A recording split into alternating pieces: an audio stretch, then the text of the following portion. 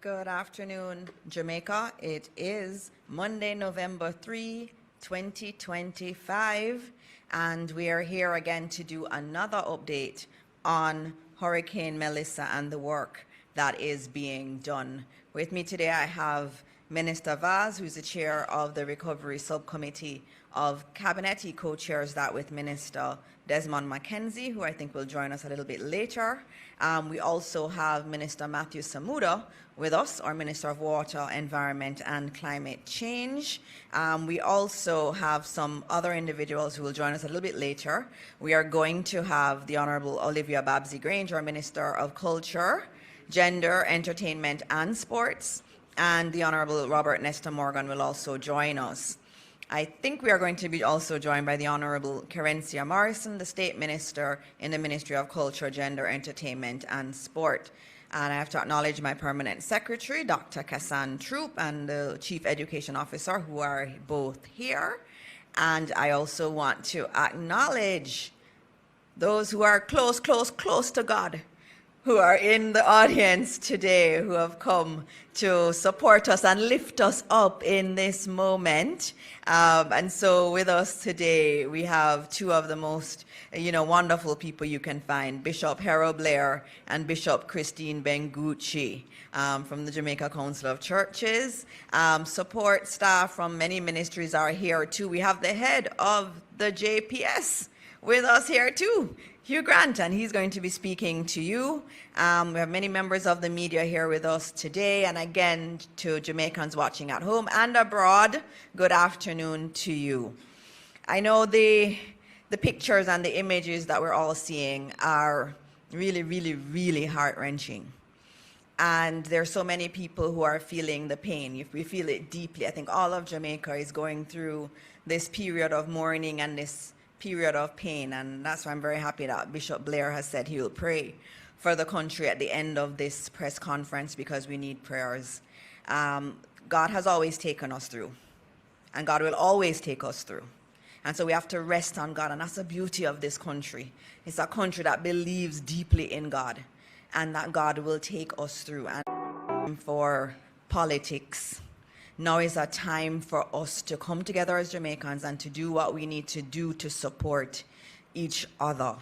And I've seen that being done. I've seen Jamaicans across the country doing what they have to do in order to support their brothers and sisters.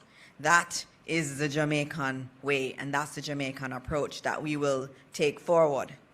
I'll give you a few updates at the beginning, and one of them is in relation to our schools.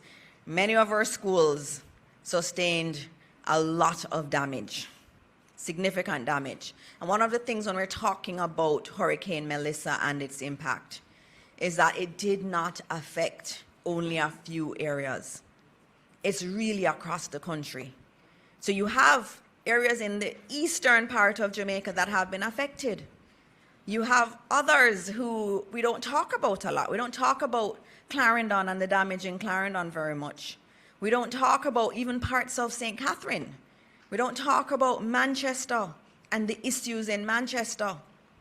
We need to talk more about Trelawney too and the impact there. So it's been all over the place that we have an impact, and we have to provide support to everybody all over the country. It doesn't matter where they are from. And so that's very important. And yesterday I got to see two of our schools. One was in Manchester, one was in St. Elizabeth. I went to Homewood Technical High School first, where they had tremendous damage.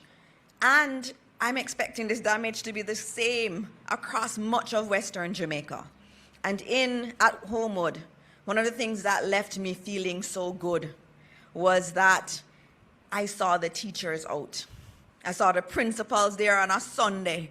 They were there trying to do their best to rehabilitate the school, because they said they have so many students who are from the West and that they need to make sure that they provide space for them. So they were primarily focused on the dorms because they want to bring in children from Western Jamaica. And so, they don't have electricity. They don't have any water. But they were there on Sunday because they love these children so much, and we have to salute them and thank them for their service to Jamaica.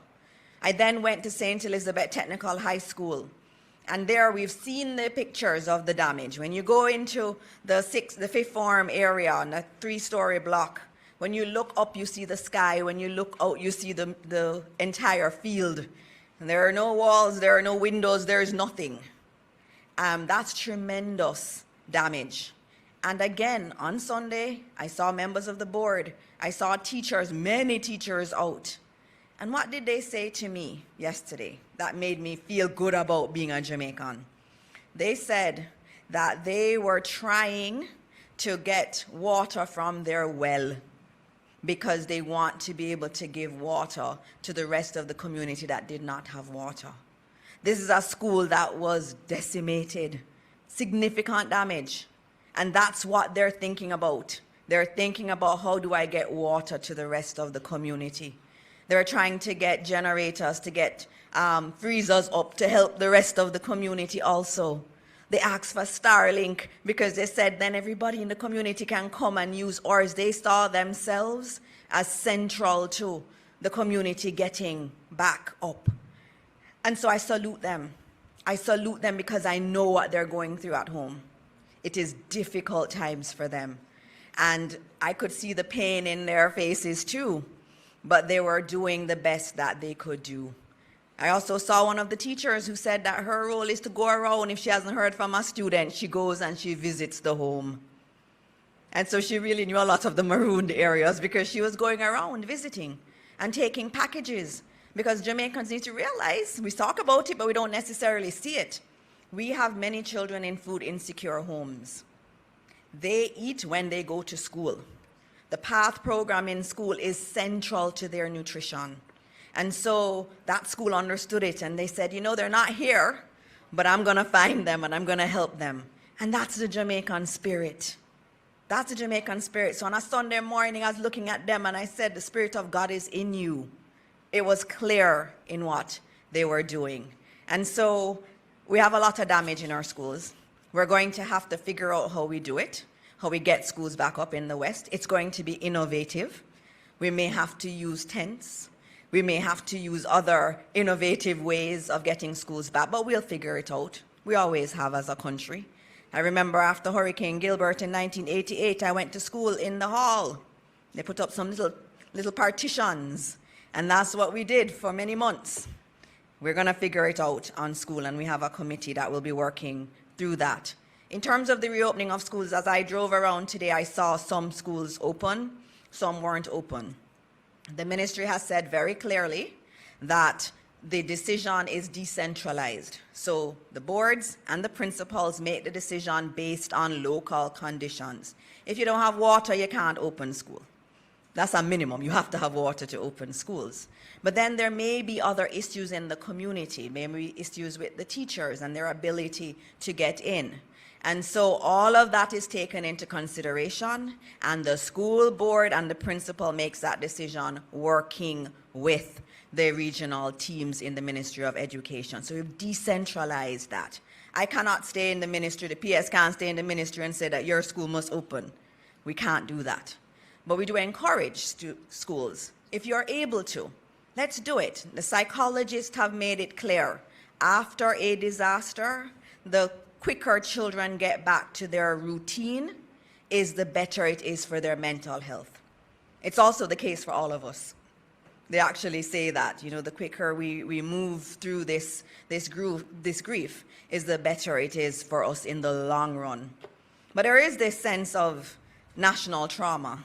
And I know you're going to ask me later about the JTA president, so I'll just answer now about psychosocial support for teachers. And I think the entire country needs psychosocial support. I think we're all going through collective trauma. I see it everywhere you go, you see it. And we have to think about that as a country, and I know the church is going to have to be very important in providing that kind of support to the entire country. And so in our ministry already, we have a group of over 30 psychiatrists and psychologists that we have available to our education system. So we have a system in place for those who need help. And many people don't necessarily want to do it collectively. They may want to do it individually, and the Ministry of Education pays for that. And this is not something new. This is something we've had for a while. And so we say we already have these avenues available, and we want our teachers to make use of it, because we know, like the entire Jamaica is going through trauma. I saw a police officer yesterday. She worked all the way through the hurricane and is still working. She hasn't taken a day off. And she was talking about how much pain she's feeling, but she has to continue. And I heard that too from the nurses that have been going through the hurricane and after under very, very difficult circumstances. We have to support everybody. Everybody is going through that mental strain, and I'm very happy that my ministry is leading the way in a program that is very accessible to all of our teachers, free of cost. We take up the bill. And it also is available to parents and children. Children feel the trauma too. And so it's available to them. And we also have to remember, some people won't feel the trauma until 3 months' time or 6 months' time. They may not be feeling it right now. And so we have that system available to us. I spoke about reopening of schools more broadly. Obviously, in Western Jamaica, that's a unique situation. I'm very heartened that some principals are looking at how they could find space in their schools to facilitate children from Western Jamaica to come in. The ministry will continue to work with those schools to facilitate that. It's early days, and we're thinking it through, and they're working it through. And so we'll come back to you on that. We believe in partnership and everybody being on board, and that's why on the weekend I spent some time trying to reach out to some of our stakeholders. I spoke to Damian Crawford, the opposition spokesperson. We had a long conversation about what reopening could look like, what the new school system could look like, and that was very productive. I also did speak on Thursday to President Malava, president of the JTA, and we had discussed the opening of school approach, which was leaving it to the schools and letting the school community decide based on their local conditions. So conversations have been had, including with the president of the Principals Association. And so tomorrow we continue that spirit of collaboration, even if people don't want to say that they're being consulted. We continue in that spirit. In the Ministry of Education, and I know this administration, we believe in collaboration. And we actively try to get collaboration. And I know often people don't admit to the calls, and we can't do anything about it, right? All we can do is focus on ourselves and know that we are acting with integrity. And so tomorrow we'll meet with the JTA, the Jamaica Association of Principals of Secondary Schools, the Association of Principals and Vice Principals, the Jamaica Independent Schools Association, the National Parent Teachers Association, the National Secondary Student Council, the Jamaica Prefect Association, the Jamaica Union of Tertiary Students, the Jamaica Association of Chairmen of Secondary Schools, and the Ecumenical Group, and the Jamaica Union of Churches. So we're also going to be meeting with the churches that do such a fantastic job running our schools. Now, if that's not broad partnership, I don't know what is. And so tomorrow we'll be having that meeting where we start the process of looking at what it looks like, especially for Western Jamaica and for those in the East that have a lot of damage. How do we prevent the learning losses that we saw in COVID? What can we do in order to do things better than before? All right, so that's on schools. As I said, again, we open based on local conditions. The board and the principal makes that decision and communicates it to the ministry and to the school community so they know what is happening. All right, just two other quick updates. I am asked all the time about the death toll, and this is the thing that breaks my heart the most, because I know how difficult it is to see or to hear of the death of a loved one. And so I just confirmed the death toll, and I can tell you it is going to change in the coming days. But the official death toll as we speak is now 32, but I will say that there are 8 other cases that are unconfirmed that the police and the JDF are now working to verify. So we do expect that number to increase. And so we'll give you another total tomorrow. And I don't like to say total because every single person is a life. They had a family, they had a future ahead of them. It is really very painful, and I know so many families are feeling that pain, and I feel all of Jamaica, every additional person added to that list, I know we all feel it, and we feel it deeply. And so we'll keep telling you the numbers and giving you the latest numbers, and just know that, you know, we are praying for everyone. We're praying for all these families. It's not an easy time for them. In terms of the housing assistance program, I see that on WhatsApp especially, there's a lot of things going around about a housing assistance program. Rest assured that the government of Jamaica is going to have a housing assistance program, but what you are seeing is the one from Hurricane Beryl last year. That's not the current one. The current one is being worked out. When you hear me or the Prime Minister or one of the ministers announce it, that's when it is real. But rest assured, like we did with Hurricane Beryl, where we had cash grants to help people to get back on their feet and to reconstruct their homes, there will be something this year. And it will obviously be on a larger scale than what we had with Hurricane Beryl, given the scale of Melissa. So give us a little time to finalize that, finalize the numbers, what it will look like, how you will get access to it. There will be a program, but what you see on WhatsApp is not the program. So just give us a little bit more time for that. All right, I'm going to stop there, and I'm going to go to Minister Vaz, who has been asked to co-chair the subcommittee of cabinet that is dealing with the recovery efforts, to give his update. Minister Vaz.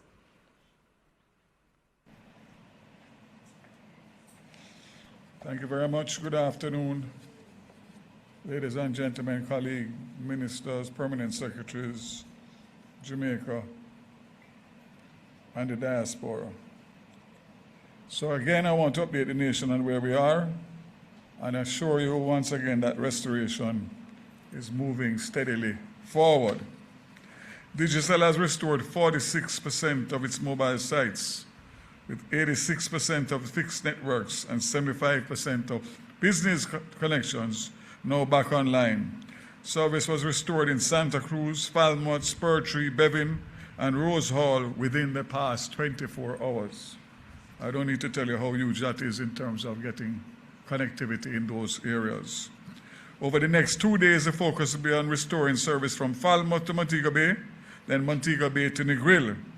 Work is also ongoing in Portmore, Spanish Town, and St. Thomas. Approximately 64% of Flow's fixed sites are now operational, with 40% of customers reconnected, mainly in the urban areas where the power has been restored. Work continues to bring service back in to more affected western and southern parishes.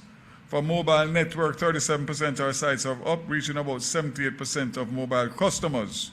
Repairs are focused on the hardest hit parishes, including St. Anne, Hanover, and St. Elizabeth, where several towers were damaged.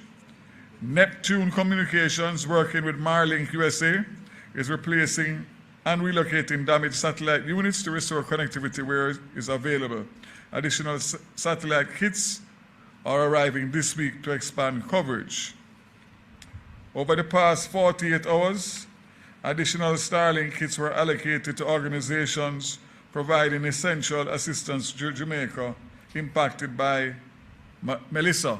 I want us to stop again to thank Starlink, who have a team, an emergency response team, stationed in Jamaica, and are helping to coordinate the Starlink installations. So again, a charitable organization brought 200 mobile Starlink and Starlink gave the government of Jamaica 400 residential. We are using those residential/commercial. All 400 will be allocated out to government agencies and NGOs by end of day tomorrow. Bearing in mind we just received them on Friday. So we are allocating them according to specifications and needs of the hardest hit parishes. At Yours Truly Clinic Health Limited, we bring trusted care right into your home.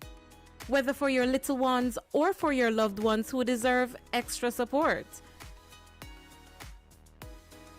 Our nannies create joyful everyday moments, while our caregivers provide comfort. The Ministry of Health, in close coordination with United Nations Children's Fund, is working to restore connectivity to major hospitals and community health centers. Jamaican government, the Jamaica Red Cross and international NGOs are also using connectivity provided by Starlink to distribute food, water, and sanitation supplies, basic household items, and children's activity kits. The Starlink devices have been used to establish connectivity for community Wi-Fi points. So remember, we have hundreds of community Wi-Fi sites that were put in by the Universal Service Fund, which falls under my ministry. So we're working with Starlink now to get those back up so that communities, especially remote communities, will have community Wi-Fi to be able to communicate with their families, etc. So to close on Starlink, I today distributed between today and tomorrow before Parliament starts. All the members of Parliament in the affected areas will get a mobile Starlink. All the mayors will get a mobile Starlink. And obviously, the leader of the opposition will get a mobile Starlink, and several others. We only have a few, 33 that we have distributed today, but we're hoping by end of week they will get. So the focus and emphasis is on those hardest hit parishes. Sorry, clarification. The mayors in the hardest hit parishes who do not have already Starlink, and the municipal corporations will get Starlink to operate as they are the emergency response. Municipal corporation is the emergency response for the parish. The Jamaica Defense Force and Jamaica Constabulary Force also have utilized Starlink to coordinate humanitarian logistical operations and provide missions. Finally, Starlink has also employed to restore cell services to some areas. I indicate the ATMs. We have gotten lists from the Jamaica Bankers Association. We're working with them through Starlink to connect the ATMs in those affected areas, and we expect to get at least 10 of them up this week. So we are ticking the boxes of all of the essential services that are going to be required. JPS, I leave that for the president of JPS to make a presentation. He made a presentation to Cabinet this morning, for which they will be called to come to Cabinet every week to give an update to Cabinet starting today, and also hopefully after today when he speaks, the people of Jamaica will get more information flow on a regular basis on the recovery efforts of Starlink. We expect that, JPS, we expect that tomorrow hopefully will be the last flight by the JDF that I have arranged to give them a final look at the damage to the transmission lines. So hopefully, with that being done, we should be in a position to get a full assessment as the government, and then the people of Jamaica can start to get the answers that they are so anxious to hear, based on the frustration level of knowing that you live in a community that has minimal damage, and yet still you don't have light. But it's bigger than that. It's bigger than that. It's based on the damage that has taken place. So I'll also ask the JPS to attend on press conferences held by the government to give updates ongoing until we know exactly where we are. Petrojam, Important, the refinery sustained no major damage. As we know, it has adjusted its opening hours to 6 p.m. to allow refueling of tankers, trucks for distribution to Western Jamaica. And since Thursday, October 30th, over 400 tanker trucks have been loaded destined for all parts of Jamaica, including the hardest hit parishes. And as the roads are clear by the National Works Agency, the tanker drivers will transport the much needed resource. So there is no need to panic buy or store excess fuel. We have adequate fuel. Another one that is important is aviation fuel, because we have a lot of assets that are going to be traversing the skies, and we have more coming. So we have between 75 and 80% capacity across our international airports, and we are coordinating with our international partners such as Grey Bull Rescue and the Fuel Relief Fund to support distribution of energy fuel for humanitarian efforts. Rubis has a total of 41 open service stations across the island, which is 82% of their network. 7 stations remain closed. 2 have a status to be confirmed, but due to communication challenges, so they also have put in extra staff and resources to reopen remaining stations and carry out maintenance in St. James. The Westgate service station is now open 24 hours a day to meet the demands. I had a meeting with them last week, and we have set up a system with the police and the National Works Agency to give them the coverage that they need to get through the traffic, and also to make sure that they are safe. Johnson's petroleum networks remain stable and functional. No major infrastructure damage, and they also have stations and deliver fuel around the island. JUTC, 175 buses in service across Kingston Metropolitan and Portmore, and several more are being prepared for rural routes as the roadways open. JUTC has played a vital role in relief efforts, as we know, and they continue to work with the health workers, security forces, and emergency personnel. I will also indicate that we have taken a decision today to suspend the introduction of the rural school bus fares that were supposed to be implemented on November 1st at $50 per trip to the end of November in the first instance, as everybody has been affected by the storm, hurricane, in one way, shape, or form. Norman Manley International Airport, as we know, reopened less than 48 hours after the storm and continue to bring in significant relief flights and commercial flights. We had a record on Saturday, which is outdid ordinary times, where we had 77 flights in one day. 30 of those were relief and 47 were commercial flights. So that is very, very good news. Montego Bay Airport opened back for commercial traffic on Saturday morning at 7 a.m. and had opened from Thursday for relief flights. The relief flights are coming in fast and furious, and there is no shortage of supplies in terms of getting supplies into Jamaica for distribution for humanitarian efforts in the relief. So I want to make that very clear.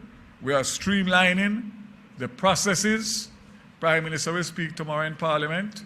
We are streamlining the processes to simplify them, to make sure that international donors and local donors and charities can get through quickly through the required processes at all levels to be able to distribute the well-needed relief items. The toll authority, the tolls were reimposed. The letter I signed this morning, so I suspect they will probably have been imposed already.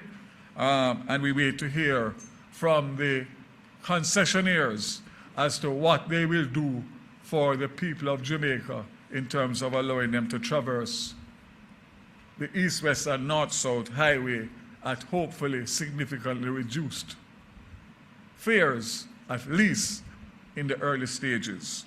So, ladies and gentlemen, I want to once again assure you that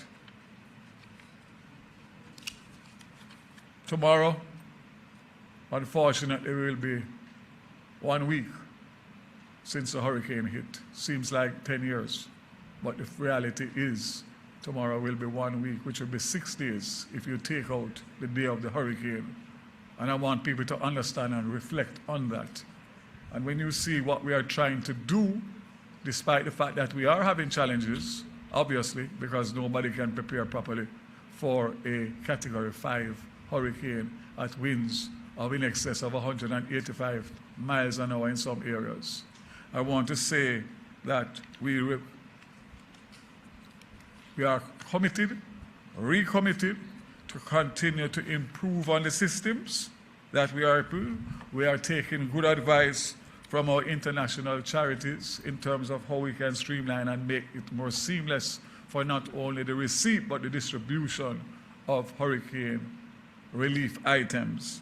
And I want to say that, again, I ask for patience. I ask for the depoliticization of this process, because we need all Jamaica to be a part if we are going to be successful. I continue to ask for not only God's prayers and guidance, but patience of the people despite the challenges that they face and the suffering that they face. I assure you, on behalf of the government of Jamaica, help has started. It's not underway, it has started, and it will improve, and we expect that this week, week 2, will be significantly better than week 1, and every week thereafter will get better and better and better. All in the interest of the people of Jamaica. All of the people of Jamaica. God bless Jamaica. Thank you, Minister. And thank you for those closing words. Yes, and at Cabinet, as Minister Vaz said, we had JPS come to give us an update. There were a lot of questions from the Cabinet members. Everybody was asking JPS, when will light come back in particular areas? And so the Cabinet got a briefing today, and you are going to get a condensed version of that briefing from JPS, because I know that's who you really want to be hearing from today. So, Mr. Hugh Grant, we invite you to give Jamaica your update.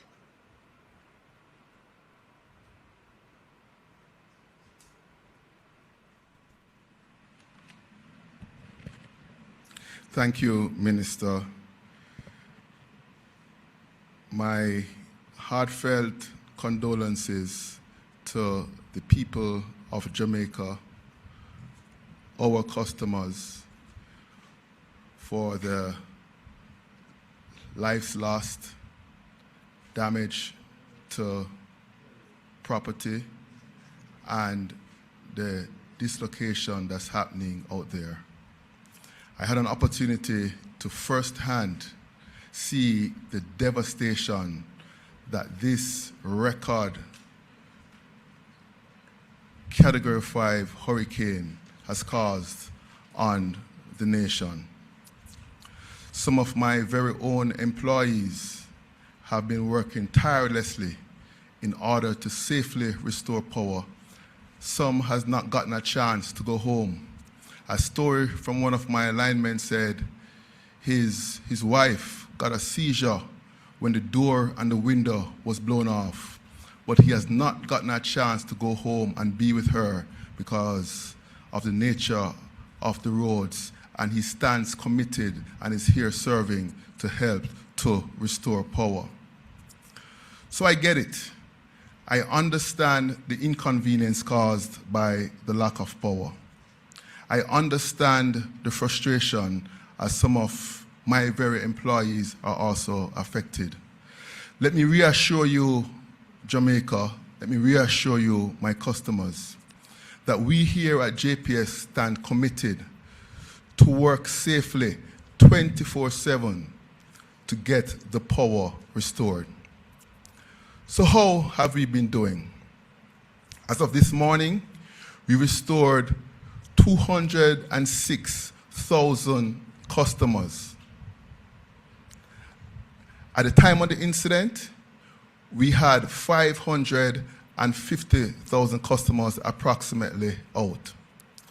So we moved from 77% of customers without service to a significant milestone of having just under 50% of customers without service. That is not by chance. It's as a result of our preparation in regards to the system, preparation of the people, and the strong response. I want to say a special thanks to all our partners, particularly my fellow utility providers, Flow, Digicel, the partnerships with the National Water Commission, and also the partnerships with the hospitals. One of the things we have been focused on is the restoration of critical facilities and focus the resources around that. We have made tremendous progress on that front, whereby we have currently 57% of our major hospitals now have power. That's as a result of us moving resources to the supply areas of those hospitals, doing the necessary damage assessment, and facilitating that restoration. Now, what does that look like? We got a call that the Black River Hospital was having some issues, and patients were evacuated to the Mandeville Hospital. And Mandeville Hospital has some issues with their generator. We then worked to get power into Mandeville Hospital, given how critical that was. And I'm pleased to share with you that that was achieved, and the Mandeville Hospital now has power. We committed to restoring power to Kingston and St. Andrew North and South, St. Catherine, Portmore, and St. Thomas, 90% by last night. I have some good news for you, my customers, my people. We have exceeded those restoration levels, whereby Kingston and St. Andrew are now at 95% restoration. Portmore is now at 95%. St. Thomas is at 95%, and St. Catherine is at 90%. So one may ask, where are some of the areas that are currently out? In St. Catherine, you have areas of Spanish Town, Guyshill, Bogwalk, and Central Village that are currently out, and we are working 24/7 to have your power restored within the next 2 weeks.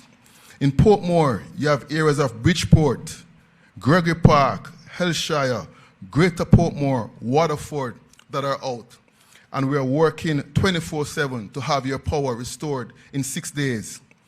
In KSA North, you have areas of Kingston 7, 9, 6, Kingston 8, 19, Mavis Bank, Garden Town, Golden Spring that are out.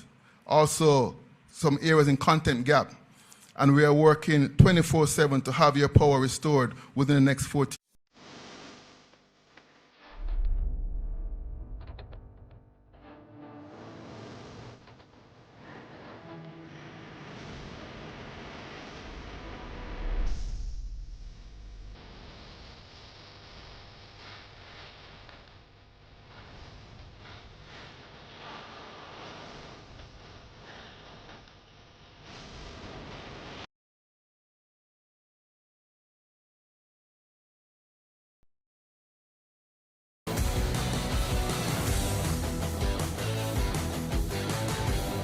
Now, in order for your power to restore, we need to do our damage assessment. A critical component, as Minister Vaz said, is the reality that the high voltage transmission lines, which are the backbone of the system, more than 70% are out of power due to the devastation caused by Hurricane Melissa.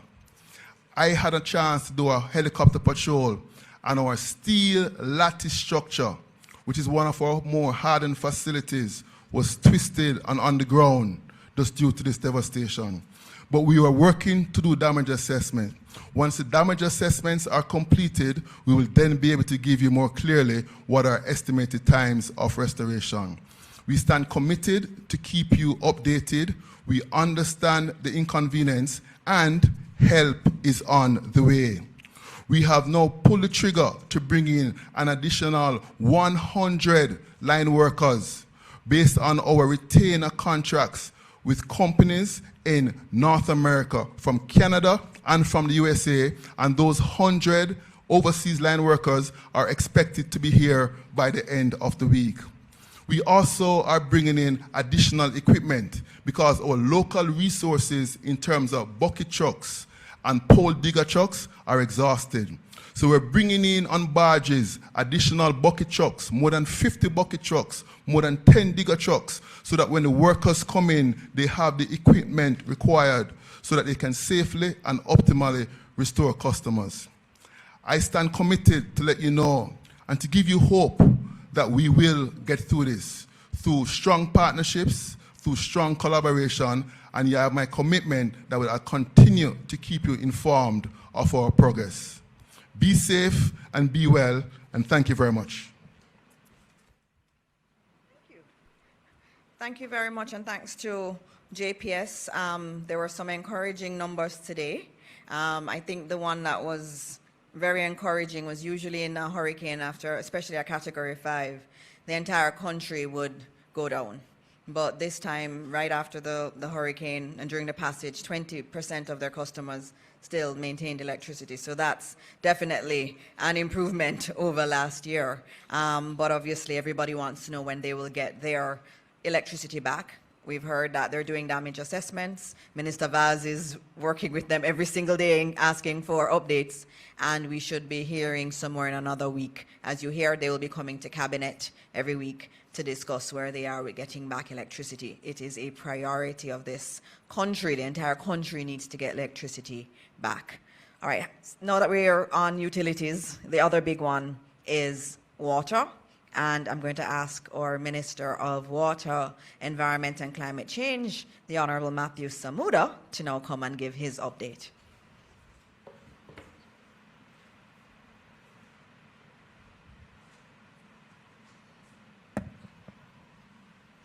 Thank you,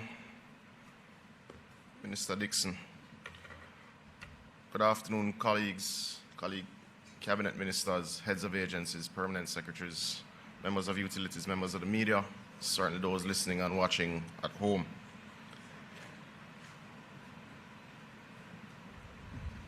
The NWC systems have been severely impacted by the passage of Hurricane Melissa. The primary issues that we face impacting water supply at this stage in many areas include high turbidity, internal electromechanical issues, external power supply outages, and infrastructure damage.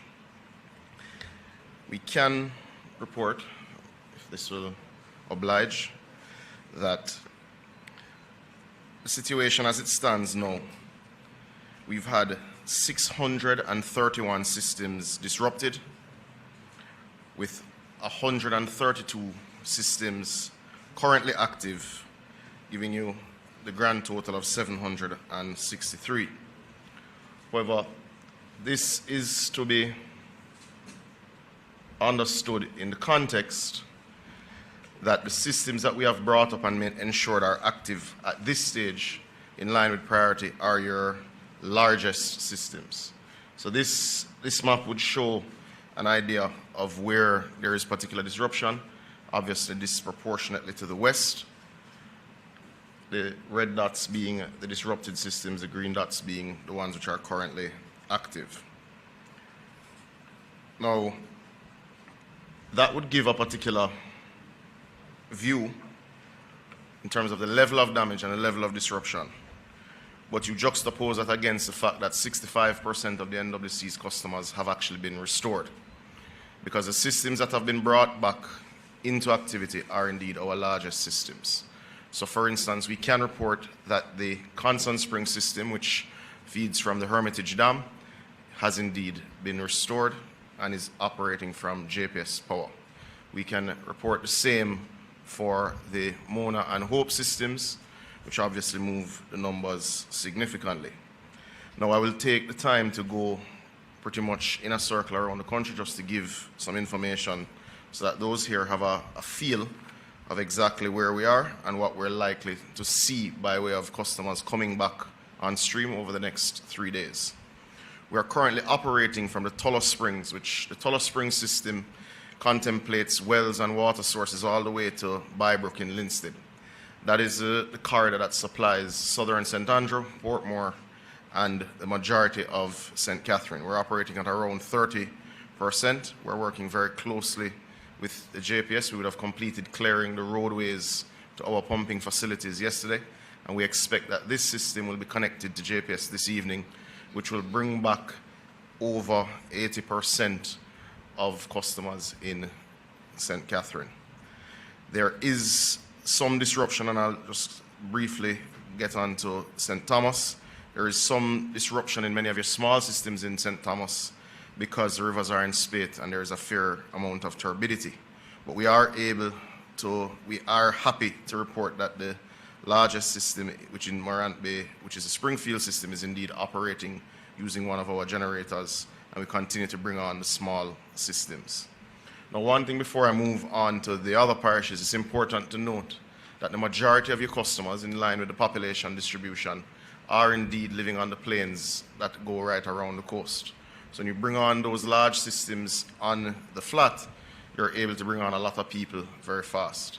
One thing that is consistent, and as I just give you a glance back at the graphics, and I need people to understand that that many of the systems that have come back on stream are indeed the ones that are able to gravity feed water to the plains. Anywhere there's a need for a lift station where there's no energy, those particular pumps as a subpart of a system are not yet up. To understand, as we move further west, in South Clarendon, one of your largest systems is the Kemps Hill system. That is currently down, but we are working with the JPS and we expect to have that back up this evening. That will have significant positive impact in communities like Rocky Point, Minister Charles, and we expect that to happen as at this evening, further moving us toward our goals. The entire northern Clarendon belt is out, both because of turbidity and because of energy source. In Manchester, we are almost at total outage, except for the porous and broadleaf to content system. This was brought up as a matter of urgency in partnership with NWC and JPS to ensure that the Mandeville Hospital is indeed being served by 24-hour water. The gutters and pepper system, which, yes, though in St. Elizabeth do serve the majority of Manchester, are indeed down, and there's simply no generator large enough to facilitate those pumps. We are in the process of actually procuring one as a part of our resilience building strategy. We started that process after Hurricane Beryl, but that is down, and that will require JPS's systems. We're working with them and we're helping them to clear the roads along the line and the pathways that allow for those connections. The two major systems in northern Manchester, this being a geographic region which affects has some impact in Trelawney and Western Clarendon, are also both down awaiting power. But we are able to report that the old pepper well, which serves from Goshen to Santa Cruz, is running on generator. It is running in 8-hour increments, and it is serving that entire corridor. So they're getting between 16 and 20 hours of water between Goshen and Santa Cruz currently. In Luana, as we move further west, we would have installed a generator 2 days ago. They're now getting 8-hour increments of water, getting between 18 and 20 hours of water in that area. In Darlin Toba, which is a critical one because that's what facilitates service to the Black River Hospital, a generator is currently being installed on site, and that will restore water supply to the community and town of Black River, but more important, well, particularly important, is to the hospital as well as to the stations for the emergency crews that are operating in that space, as well as a police station, etc.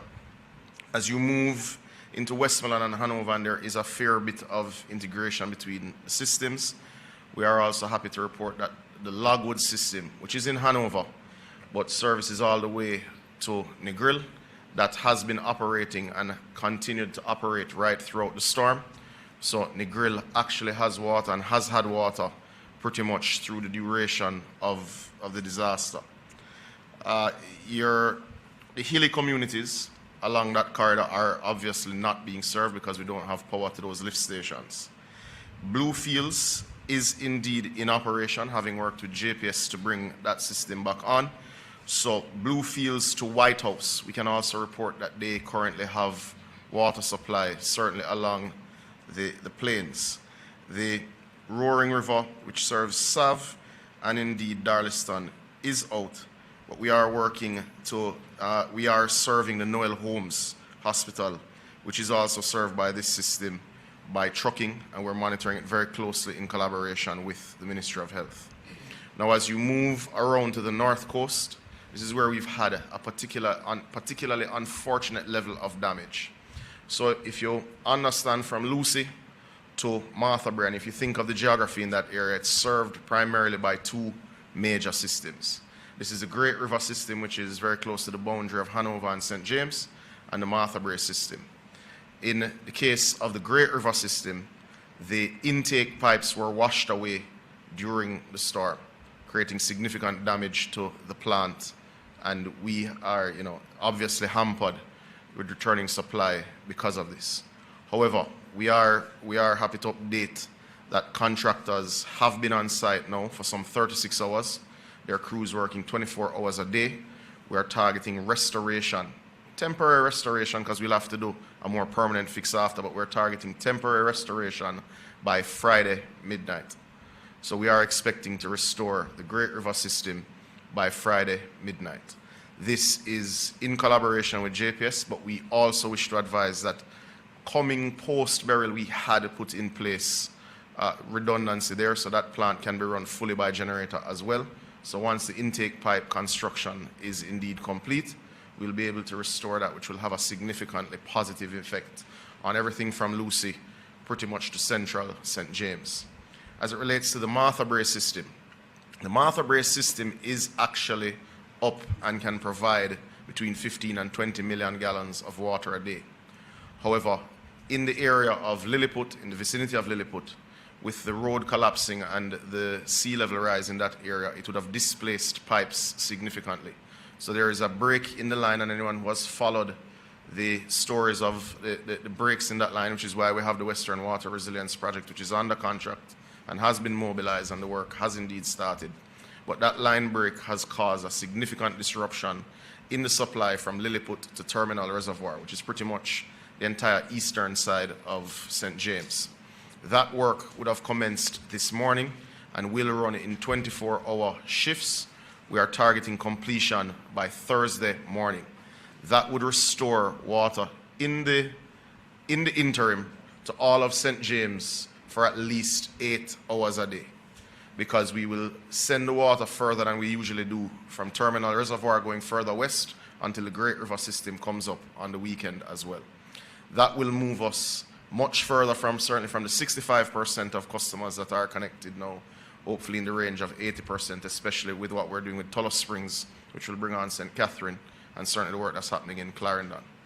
Now, that's not meant to diminish anyone who is not in the 80% who is waiting on water, and we are working with JPS on many other systems. The impact in Trelawney, certainly southern Trelawney, which is very hilly terrain, they are facing almost total outage at this time, and we are working to restore their particular pumps with JPS. As you move further east into St. Anne's, into St. Anne, we have procured the services of a generator that will run the Minard wells. That will manage pretty much most of the western side of St. Anne, which is a pretty important system. It serves approximately 30,000 customers. Though that generator is actually en route to St. Anne now, we have completed clearing the road into the Minard wells, which was significantly blocked with the help of NWA rather, and we expect to have that installed sometime tonight for water to come from that area. The Bogue system, which, yes, there's more than one Bogue in Jamaica, for those who are not aware. The Bogue system in St. Anne is immediately above Duns River. That system is indeed operational and has been operational since Thursday of last week after we brought it up. It is a significant system. It means that everything from Runaway Bay to Port Maria on the plains that doesn't require a lift station currently has water. And that is something that we're happy to report. Your major systems in St. Mary, in Agawata Vale, and indeed Itabaral. Itabaral is a particularly important one because it serves not just sections of St. Mary, southeast St. Mary, it stretches as far as Buff Bay in Portland. So that is a particularly important one. We have generators en route to the Itabaral system, and we're working very closely with JPS to bring the Agawata Vale system up, which would stabilize central St. Mary. And I'm using geographic terms here today, not political constituencies.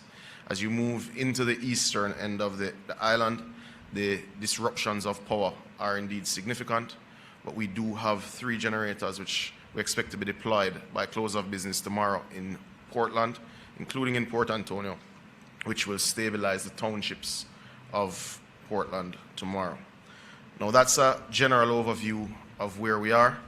We have, and I will give you the update, we have currently over 43 major generators running, and we have some 40 that are being deployed over the next 72 hours based on the assessments and the state of particular pumping stations.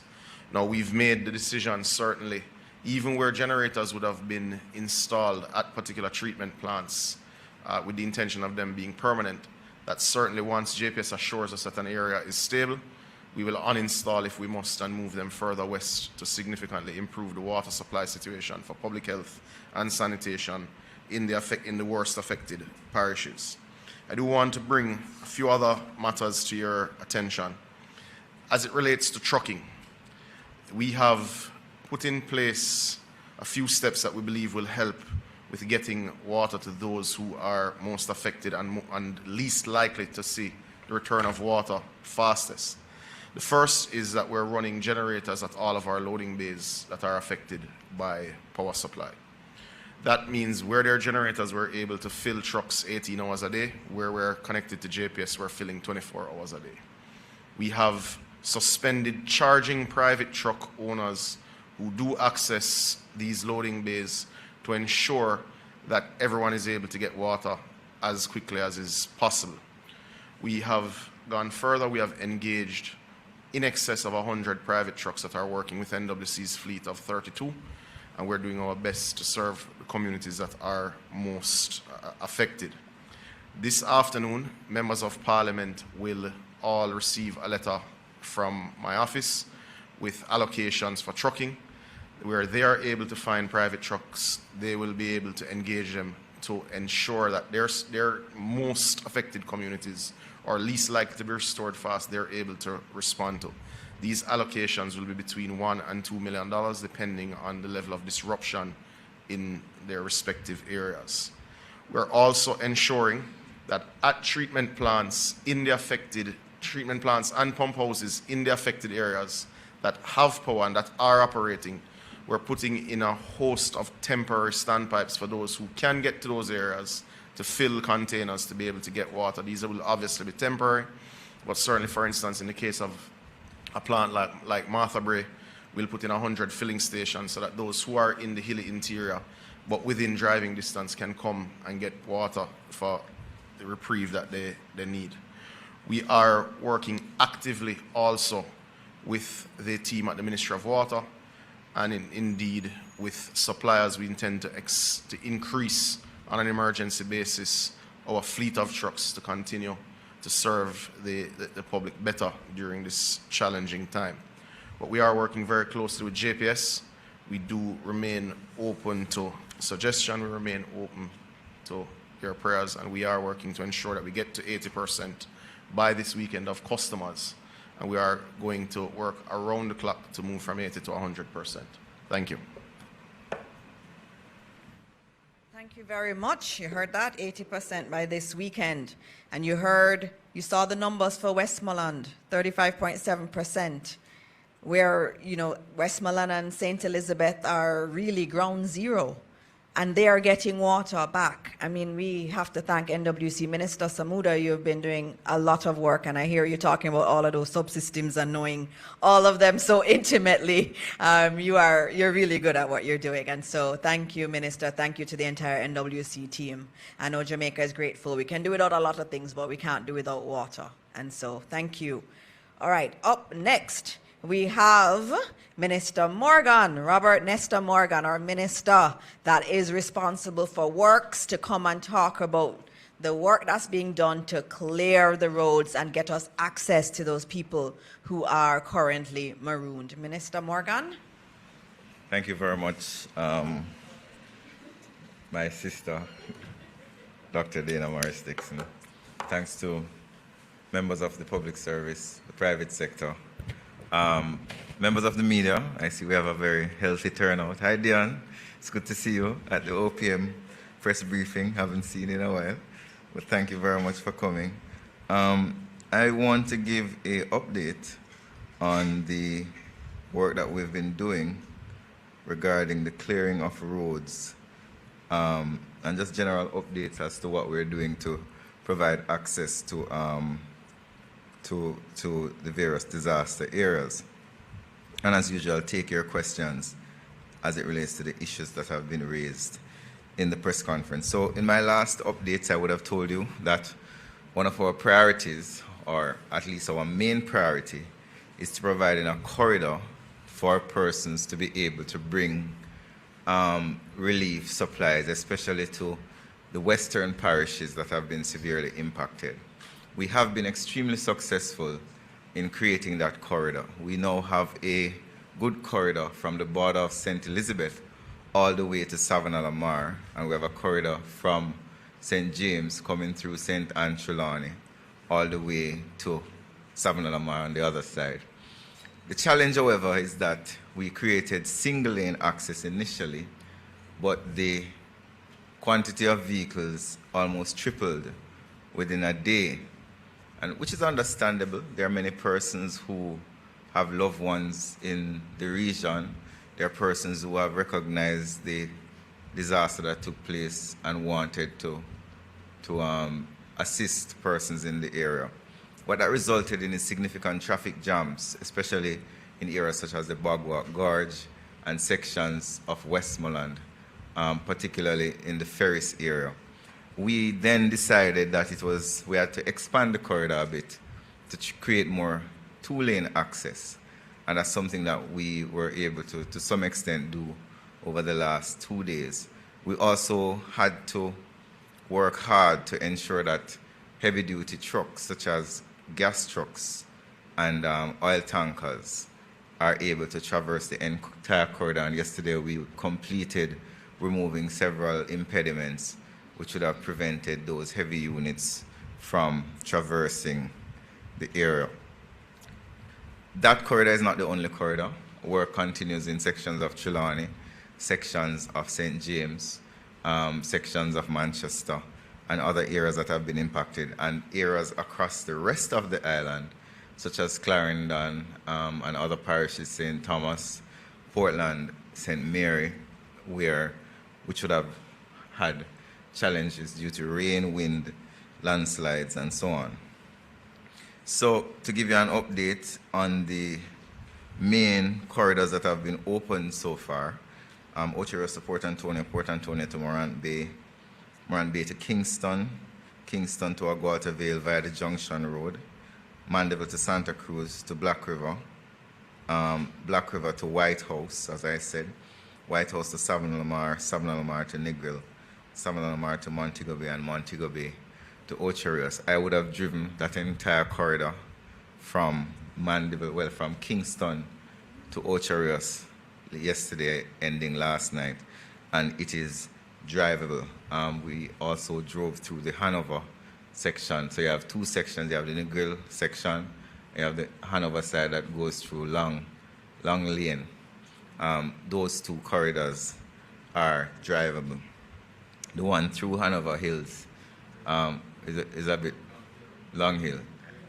Grange Hill, sorry. It's I drove on so many roads, I don't remember the names.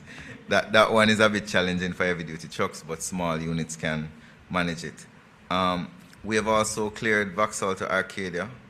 Well, no, my apologies. I am now listing where works are actively being done. Vauxhall to Arcadia, which is flooded. Mountainside to Malvern, which is severed, which means it's cut off. Balaclava to Keysham, which we are now assessing to start work, as well as Aberdeen to Quickstep, we're assessing. There is some damage on Hodges to Speculation.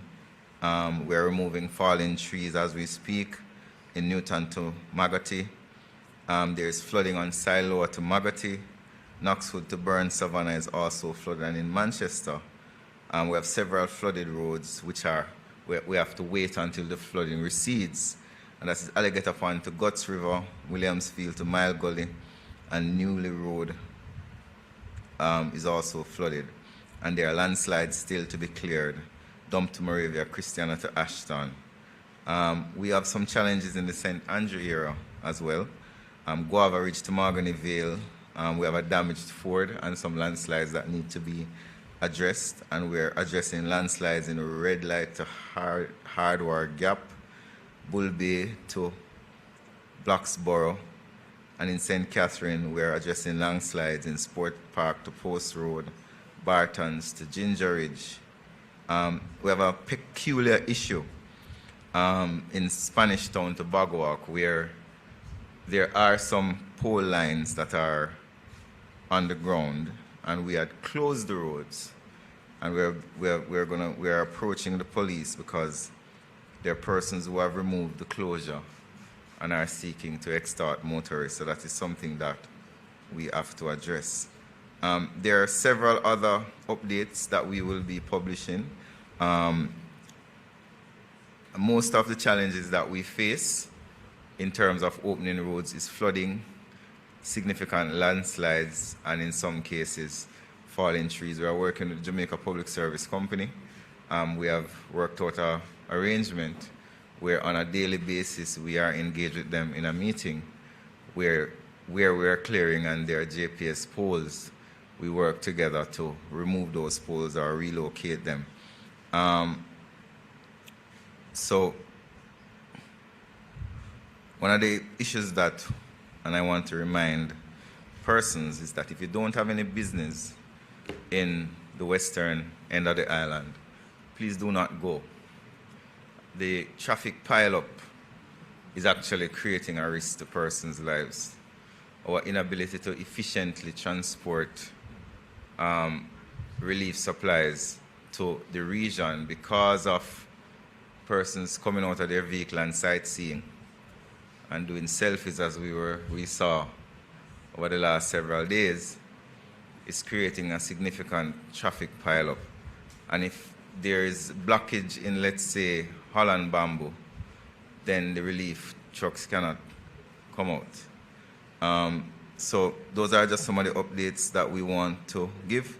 Last thing I want to say is that we have over 100 contractors and equipment owners and operators in this effort, stretching all across the region from sections of St. Anne going all the way to St. Elizabeth. I'll focus on that area because that's the main corridor or the main area of problems. But we also have challenges in other parishes too. We have challenges in sections of Portland, St. Thomas, where we do have the National Works Agency. I see Mr. Vaz looking at me. Yes, Mr. Vaz, I remember. We are working, the NWA is working in other parishes, and pretty much every parish, because the rain event did impact every parish and did cause landslides. The bridge, what's the name of the bridge again, Darryl, that we're building? Craig Mill. We have a fording in Craig Mill that was washed out, which created a challenge for persons to leave. And that is in the eastern side of the island, not where the hurricane fell. So we do have teams all across the island and NWA representatives all across the island doing work. So thank you very much, ladies and gentlemen. And that's my update for today.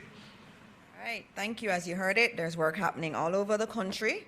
The entire country was affected, and there's a lot of road work that's going on. And again, we thank the NWA team. I saw you all out there doing your work. You're out there until late in the night, and all of the contractors working with you. We're very grateful for that work.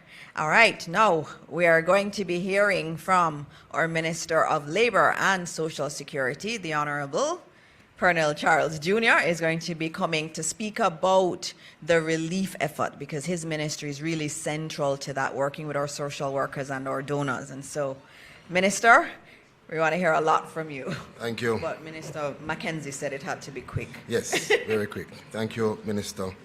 I was to be on the road today, and you corralled me to be here. It's important to report. I'll be very quick, just saying good afternoon to everyone, colleague ministers. This hurricane has tested our nation in ways that we could not have imagined. Being on the ground, walking with the team, you get to truly understand that we have communities completely cut off. We have houses that have been swallowed up. We have lives that have been uprooted in several parishes. And we've seen and we feel the heartbreak of the families and the people that are trapped, those that are hungry, those that are uncertain. But I want them to be assured that we are working assiduously with all of our partners to provide relief as quickly as possible. Yesterday, the brave men and women of the Jamaica Defense Force, supported by our international partners, risked their life to carry out our evacuation missions, rescuing sick and those that are stranded in about 4 areas across the affected zones.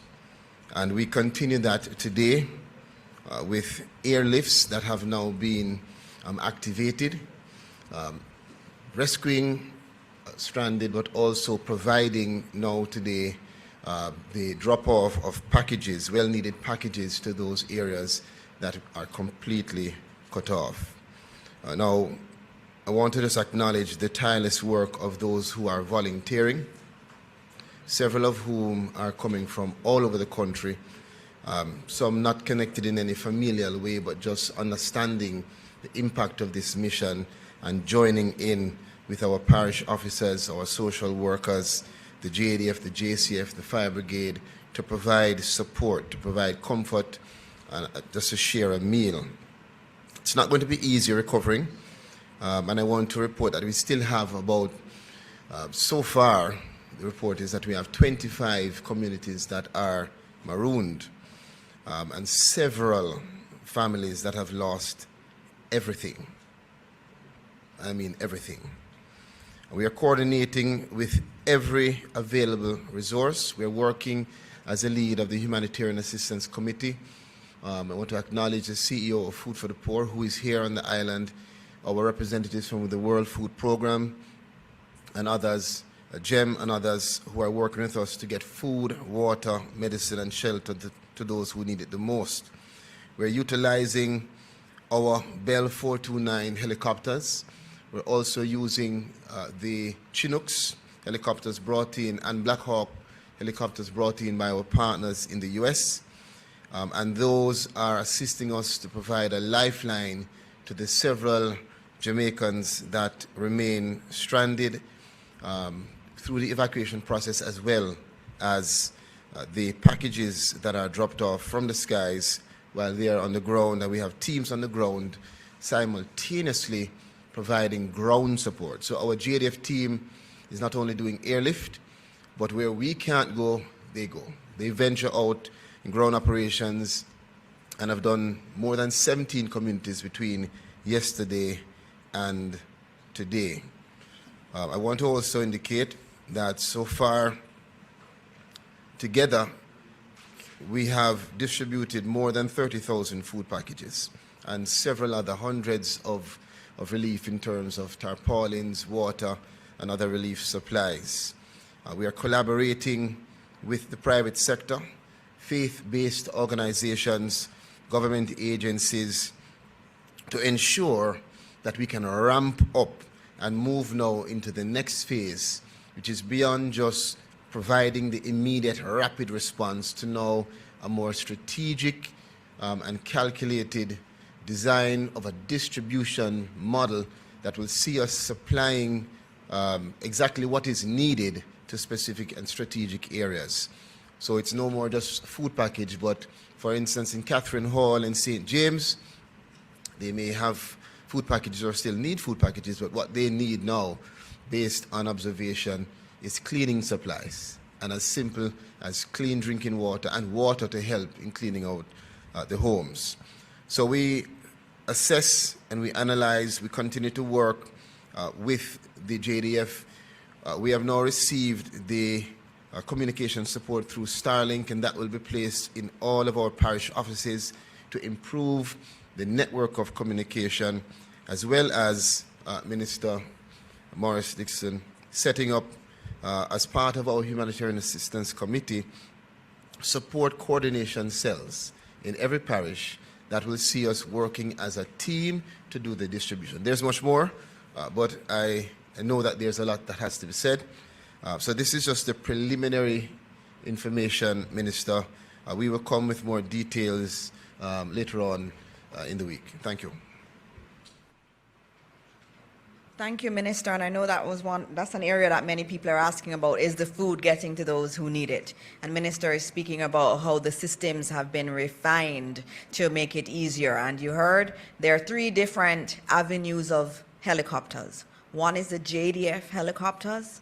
The second one are the ones that came from the U.S. government. And then the third one, some of our NGOs like World Central Kitchen, they have their own helicopters that they're using to distribute food. So that's a good thing, and we're getting into more of the marooned areas. I know Minister Charles spent a lot of time today getting information from the field in terms of what are the marooned communities and getting them geolocated so that the various helicopter teams can get to people. So we're working, and he is working very hard at mobilizing and getting that system refined even further. All right, so I think I'm on to Minister Mackenzie before our grand crescendo with Minister Grange. So Minister Mackenzie, our co-chair of our subcommittee on our recovery and relief efforts. Minister Mackenzie. Thank you, Minister. Let me just make way for the grand lady. That's what you call her. All right, I just have a couple updates I want to give this afternoon, which is important as we continue the recovery efforts.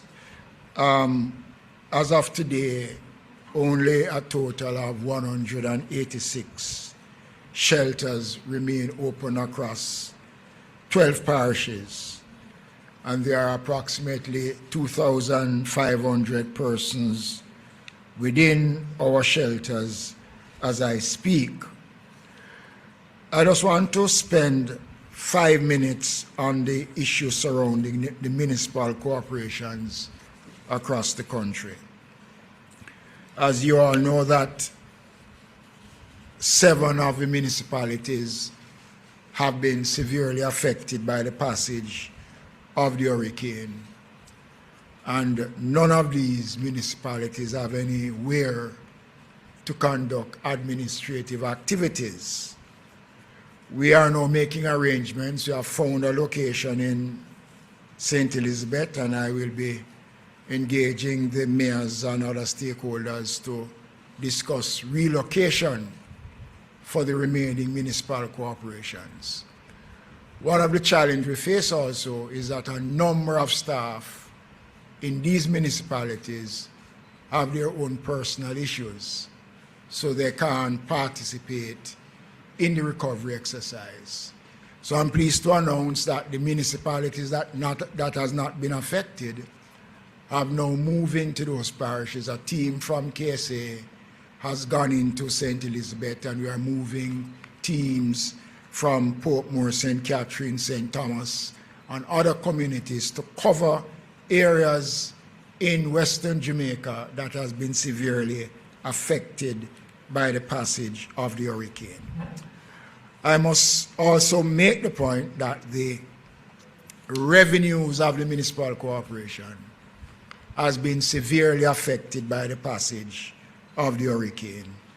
And as I speak, at least 30% of our markets have been damaged, some destroyed. I was in Black River on Saturday and I saw the destruction to a market that is not even 6 years old. It was under our administration that we did extensive repairs to the market. Must also speak about the role of the Jamaica Fire Brigade in this exercise. And so far they have responded to over some 500 calls right across the country. And they're a part of the team that is responsible for the clearing of roads and the necessary things. But the last thing I want to say is that later this week I'll be announcing in detail the full rollout of a national cleanup campaign for the country. This cleanup exercise will include the National Works Agency, TPDCO, the Ministry of Education, and it will be led by the National Solid Waste Management Authority. The purpose of the cleanup, ladies and gentlemen, is for Jamaicans to participate in this national cleanup exercise that will take place right across the country in every community. The Social Development Commission will be responsible for coordinating community activities throughout. And this will be a call for national duty, for national response. The country will require the full support, the full participation of all Jamaicans in this exercise. And as I said before, I will give further details on this exercise because a part of any recovery must be keeping our cities, our towns, and our communities clean. I saw some sites on Saturday which I cried inside because I was in St. Elizabeth even 5 weeks prior to the hurricane. And what I saw was devastating. But this is the time when all of Jamaica, and I'm going to be reaching out today, my opposition counter spokesperson to invite her to the meeting to discuss the cleanup exercise because we are taking a national approach to the cleanup exercise. Those are my brief comments this afternoon. Thank you. Thank you, Minister. You know, I was hoping you were going to continue and I'd get a chance to come up here and stand up because I've seen you do that so many times and I wanted to be able to do it to you, but you didn't give me that pleasure. All right. I think where you left Minister Mackenzie on the matter of a national cleanup is really the perfect time for Minister Grange. There have been so many people saying, I want to help, I want to volunteer. And we have a solution. And that solution has been provided by Minister Grange and some wonderful young people. And so please welcome the Honorable Babsy Grange to give you some information on what she has been working on, which is really quite exciting. Minister Grange, it's good to see you and have you here. I keep having the men in the cabinet. It's nice to have a woman beside me. Thank you, Minister. Colleague ministers, ministry officials and media. As the days go by, we get a clearer picture of the magnitude of the devastation that Hurricane Melissa brought into our lives. We remember and pray for those lost in and those who have been affected by the hurricane across the country. We commiserate with you in this moment of great pain and destruction. Please be assured that the entire country, the diaspora, our neighbors and friends are standing with you. We face a long and challenging road ahead, but we will recover and rebuild stronger by supporting those who have been affected and working together. We thank and applaud everyone who has been doing something to help. Your contribution, even if you think it's small and insignificant, will make a tremendous difference. We have been taught that every act of kindness, care, and compassion makes a difference. And yet we know that there are still many, many Jamaicans who want to help, who want to be a part of this national effort. And we need you to know that is why we are now launching today the National Registry of Volunteers on the Support Jamaica portal, supportjamaica.gov.jm. This registry has now been launched and provides a safe and simple way for you to get involved. Through this registry, you will be able to tell us when you're available to help, what your skills are, as well as what type of assistance you would like to give. Perhaps who wish to assist with food distribution or shelter operations or medical support. Maybe you want to help with cleanup or counseling, transport or administration, whatever your skills are, however you want to help. Just tell us when you sign up to the registry. And I'm appealing to Jamaicans here in Jamaica and in the diaspora to sign up on this registry. Based on when you are available and based on the type of volunteer work that you would like to provide, we will contact you. We will brief, equip, and deploy you in an efficient and coordinated way. And I should mention here that the CVSS and other NGOs have been invited to sign up on this portal, so we'll have a joined up, seamless approach. We will reduce or eliminate duplication and ensure that we get help to those affected by the hurricane. So today, I really make this appeal for everyone to chip in. Volunteer your time, your skills, your compassion, and your care to this important national effort. We're calling on companies, we're calling on the churches and youth groups, clubs, associations, everyone. If there was ever a time when we needed all hands on deck, it is now. So I want you to log on to supportjamaica.gov.jm. Click on Volunteer for Hurricane Melissa and complete the short registration form. It's as simple as that to join the registry of volunteers and get involved. Now, ladies and gentlemen, I want to turn to the I Love Jamaica fundraising concert series. The magnitude of the devastation is unprecedented in our history. That means that we have to move quickly to secure as many resources as we can to provide the relief that is needed right now. We have launched a fundraising initiative dubbed I Love Jamaica towards providing much needed additional resources to support the National Relief Program.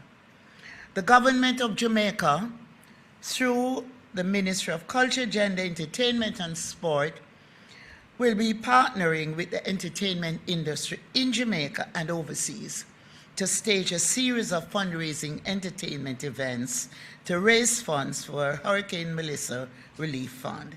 The target is $1 million initially. Discussions are underway to stage US dollars, $1 million US dollars. Initially, discussions are underway to stage events as follows. In Kingston, we had initially announced a concert to be staged in the stadium car park and mass camp, but we're now doing a virtual concert and telethon on Sunday, November 16, 3:30 p.m. to 10:30 p.m., and this will be broadcast out of the CPTC studios. A number of artists have been confirmed, including Chris Martin, Massacre, Nigel Boy, and a number of others. We'll announce those later this week. A number of Jamaican artists and artists based overseas, non-Jamaicans, have reached out to us, and they are working out details as to their participation in live concerts in the diaspora or doing endorsement drops to motivate and encourage Jamaicans, etc. In London, we are doing 2 concerts. Thursday, November 13, 7 p.m. to midnight, we are doing a concert of Coco at Coco. And the proposed lineup here is Dizzy Rascal, and for those who don't know, Dizzy Rascal is a major act out of the UK. It will also include David Radigan and a number of other artists. Wembley Arena has been booked for Thursday, December the 18th, and that event will run from 7 p.m. to midnight, and the proposed lineup will be announced shortly. In South Florida, Sunday, December 7, a concert will be staged at Hard Rock Stadium in Miami. And on the same date, there will be a concert at Miramar Regional Park, a lineup to be announced for those. We are also organizing concerts in New York, Los Angeles, Washington, D.C. Other communities have reached out to us, and we are in advanced discussions. I Love Jamaica will feature performances by some of Jamaica's leading artists, as well as appeals by some of our country's most recognizable and influential personalities who will receive donations and pledges during the telethon. The CPL has been in touch with us, and Chris Gale will be the face of their campaign, which will be overseas. So, in this regard, we have invited our former Prime Ministers, P.J. Patterson and Bruce Golding, as well as leaders in various sectors, to assist with the relief and recovery effort. And my responsibility is to coordinate with these eminent figures in Jamaica to ensure that there is communication. I must thank members of the entertainment and sports fraternities for their response so far. I remain grateful that we as a country can always rely on our artists or creatives or sportsmen and sportswomen in times of crisis. And I'm really grateful for the way they have been responding to our invitation to participate in this national effort. I now wish to announce that the Red Cross Jamaica will be partnering with the Jamaica Football Federation and the ministry in coordinating and accepting cash donations at the Reggae Boys versus Curacao FIFA World Cup qualification football match at the National Stadium on November the 18th. And the president of CONCACAF will be here for the match. This is one way that the Reggae Boys are assisting with this effort. We continue discussions with our national teams about how they wish to help. We have also been able to rely on our churches and our faith-based organizations. They have traditionally played a significant role in times of crisis, providing comfort and guidance. We have called on the churches, and they have responded like they always do. So I announce today that Bishop, the Honorable Dr. Hera Blair, has been appointed the National Coordinator of our religious and faith-based organizations team to engage and coordinate relief efforts with all religious and faith-based groups, including the Rastafarians, the Revivalists, the Muslim, the Hindus, the Baha'i, and others. I also wish to use the opportunity to acknowledge the presence of Bishop Blair and Bishop Bengucci, who will be later on blessing us before we end this press conference. I will be meeting with umbrella heads on Tuesday morning to plan with them the way forward. There is much to do, and we are pleased with the response so far. We will get over this, ladies and gentlemen. We will recover and rebuild better than before. I also want to mention here that the South Florida Hard Rock Stadium event on Sunday, December 7 in Miami will be led by Shaggy, and further details will be announced. I want to thank you all for being there to give support and exposure to what we are doing, and to say that all is welcome, including the media, to volunteer. You get into spaces where people are saying, we don't see anybody. Once you're going there, we're asking you to also volunteer to be a part of this effort. Thank you so much. Thank you, Minister. Thank you, Minister. Thank you very much. Very much. I told you it was going to be a grand crescendo, and it was. And I thank you so much, Minister, for being here and the work you and the team have been doing to mobilize different communities, the church, the entertainers, the sports stars. Everybody is a part of it. And then having that volunteer program on supportjamaica.gov.jm. If you want to volunteer, and I know many do, please go and register so that you can be selected to support around the country. All right, we're on to questions, and I see one hand up from before we opened. Oh, you're gonna, okay, he's yielding. Yes. You're yielding? Okay, all right, he's yielding to Dion. It is so good. Yes, before we get to Ms. Jackson, just a reminder, once you ask your questions, the camera operators are asking that you remain standing until your questions have been addressed. Thank you, Dion Jackson, TVJ. Minister, billions of dollars are going to be coming in terms of relief. Why have we not yet heard the announcement of an independent oversight committee to include, for instance, private sector, civil society, and opposition members to monitor the expenditure that is going to be done, along with regular reporting to Parliament? What we don't want is an Auditor General's report 6 months after the fact. Whoopsie. I have a whole heap of questions. I'll just ask a couple and yield to my colleagues. Sure. All right, please May continue. I continue? Give me two more. Yes. Thank you. Okay, second, I've been hearing everything that's been said. However, the national response, the immediate national response, has been slow and inadequate. The government has been acting as if it didn't know the kind of damage that a Cat 5 would have done. Why have we not seen immediate deployments of mass aid to the affected communities, along with things like immediate erection of warehouses to hold such aid, immediate erection of mass shelters and or evacuations?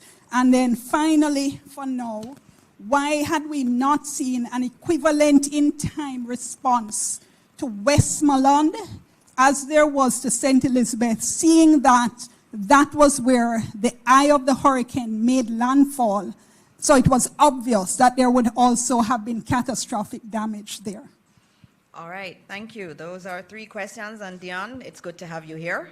Not used to having you at my press briefings, but I'm glad to have you. And those are questions you hear floating around, and I'm glad that we get a chance to answer them.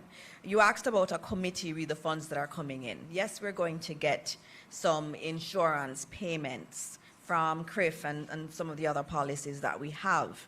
I think tomorrow you need to listen out for the Prime Minister's announcements. There will be a body that will be overseeing that reconstruction work. That will happen, and the Prime Minister will name the members of that. There has been discussions, even with the Leader of the Opposition, about whether or not that could be the National Partnership Council Because remember, we have a National Partnership Council that has the opposition there, that has civil society, has academia, has private sector there. So it's a broad group of individuals that are in that partnership council. So one consideration is to use that partnership council that already exists with all of the key players and partners as that mechanism at the top. And it's going to be broader than just looking at how the funds are being paid. That committee is the one that's going to have to say, how do we build back? You know, we have communities that are close to the sea. What does rebuilding look like? Should we rebuild there? Should we rebuild somewhere else? And so there are big questions that we have to confront with as Jamaica. And the commitment the Prime Minister has made is that there will be an overarching body, whether you use an existing mechanism like the Partnership Council, or you use something that's new, a new body, but there will be an oversight body. Now, I left Cabinet early before it finished, not sure where they would have reached on it, but there has been discussions already in Cabinet on that one.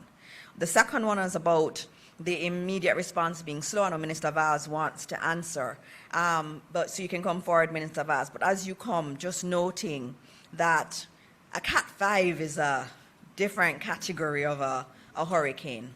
And the devastation was significant. And as we've seen with many disasters around the world, and we've been looking at disasters around the world, how quickly you get to mobilize. There is always that period of assessing what is happening and getting the aid in. Yesterday I saw Red Cross, I saw GEM, I saw the World Food Programme out, and all of those are coordinated through the Ministry of Labour and Social Security. And so there is a lot more happening, and you hear about the helicopters dropping food. It is, you know, after a hurricane like that, you have to assess and then reestablish new systems to get food out. And I think the team has been doing that, and I know Minister Vaz can tell you more about what has happened. And in terms of Westmoreland, everybody is important, and everybody is being focused on. The Prime Minister went out for 2 days straight, and he went to all of the affected parishes. He went to St. Elizabeth, he went to Westmoreland, he went to Trelawney, he went to St. James, and he also eventually went to Manchester, and he went to Hanover too. So those first 2 days after the hurricane, the Prime Minister made sure to go to all of the affected, the most affected parishes. Minister Vaz. So I'll answer one aspect of it, and Minister Mackenzie will answer the other. There is a committee that has been named with Senator Keith Duncan and Minister Audrey Marks to coordinate with private sector. That has been going on in earnest. We met all weekend. There is warehouse spacing that has been found in Montego Bay. There's warehouse spacing that has been found outside of what the government apparatus has. I would say we are probably up to 300,000 square feet of additional warehousing that is going to be needed, because we're going to be staging from Montego Bay and Kingston, because that's where the two international airports are. I want to remind you who asked the question, and I want to remind Jamaica, tomorrow will be 6 days, because the hurricane hit on a Tuesday. So 6 days is where we are now. And I can say to you that we have not only engaged the full private sector, and they are fully supported with their assets, with their money, and with their expertise, on top of which all of the international organizations and charities who have done this kind of thing all over the world are also at the table. We met for hours on Saturday, and they have done an assessment as to where we are and what we need to do. We cannot bypass the government systems and structures that are in place, but we can take advice and we can use them, and we are intending to do that. You will see a huge improvement this week, and you will see getting better every day going forward. This government is committed, this government is competent to deal with it, and we know our limitations as a government and of course a structure, and we will get the support internationally and from the private sector jointly to deal with this in a comprehensive way, that at the end of it, when we rebuild, we'll be rebuilding for the future and fixing a lot of what problems there were for the last 60 years.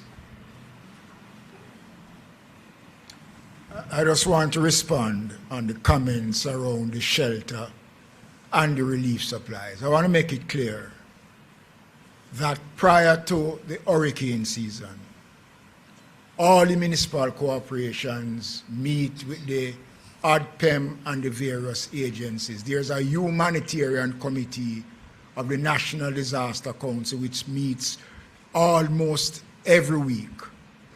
Relief items was placed in all parishes across Jamaica prior to the event. The parishes that are badly affected, all the facilities were destroyed during the hurricane. So it is not that the government did not. We have always placed relief items at strategic points across the country. Mount Pelier is a massive warehouse in Montego Bay, but access to the facility has been impeded because of the road conditions.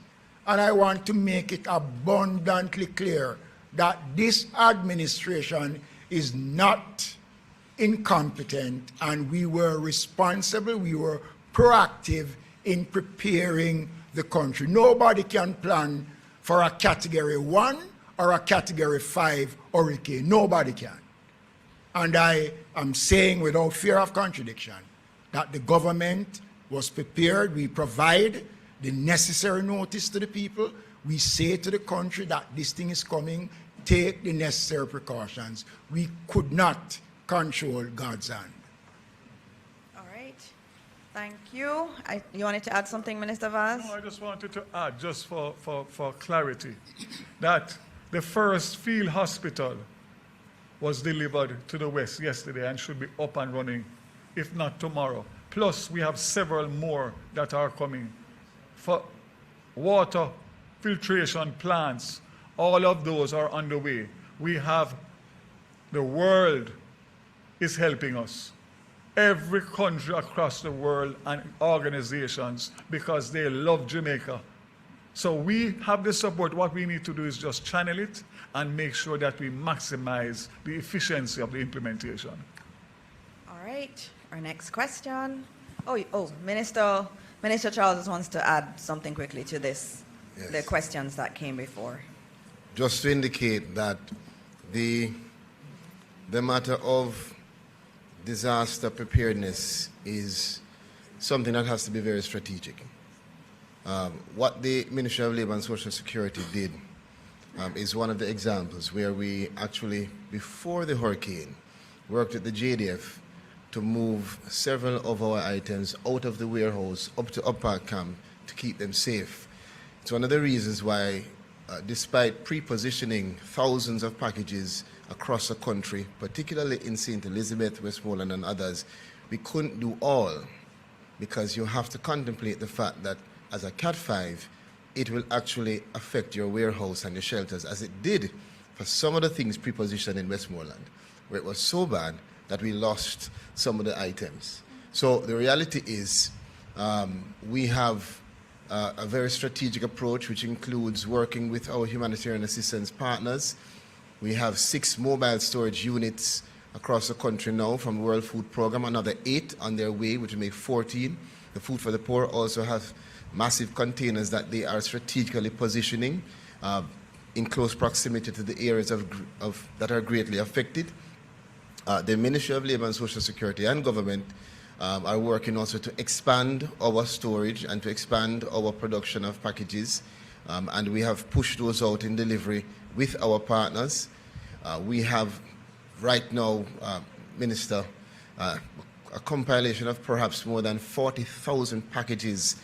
When you look on the bulk items that we have, that will be available to us over the next 2 to 4 weeks. So I say that to say that it's not just quick response. We do have rapid response, but it's not just quick response. It's strategy towards long-term recovery. All right. Thank you. I think the mic was right there. Okay. All right, thank you. Minister Charles, you spoke about, in your presentation, about persons who were hungry. We've heard of persons who are going 2-3 days or more without food. And obviously, the clock is ticking. And for the communities that are marooned, you mentioned 25 communities. Can you give us an appreciation of the timeline within which the government intends to take these relief packages to these persons who desperately need them? That's the first question. In terms of the oversight mechanism, my colleague spoke about a broader framework. But during the COVID pandemic, I remember the government established a special committee of parliament, and I think the people's representatives are very important in this respect. A special committee of parliament was established to provide oversight for the COVID process. So I'm wondering if, without reinventing the wheel, if the government is already considering establishing such a committee where all the stakeholders and all the persons who are involved in the relief effort could be invited to Parliament to speak to the people's representatives and to deal with questions of accountability and the spending of money and so on.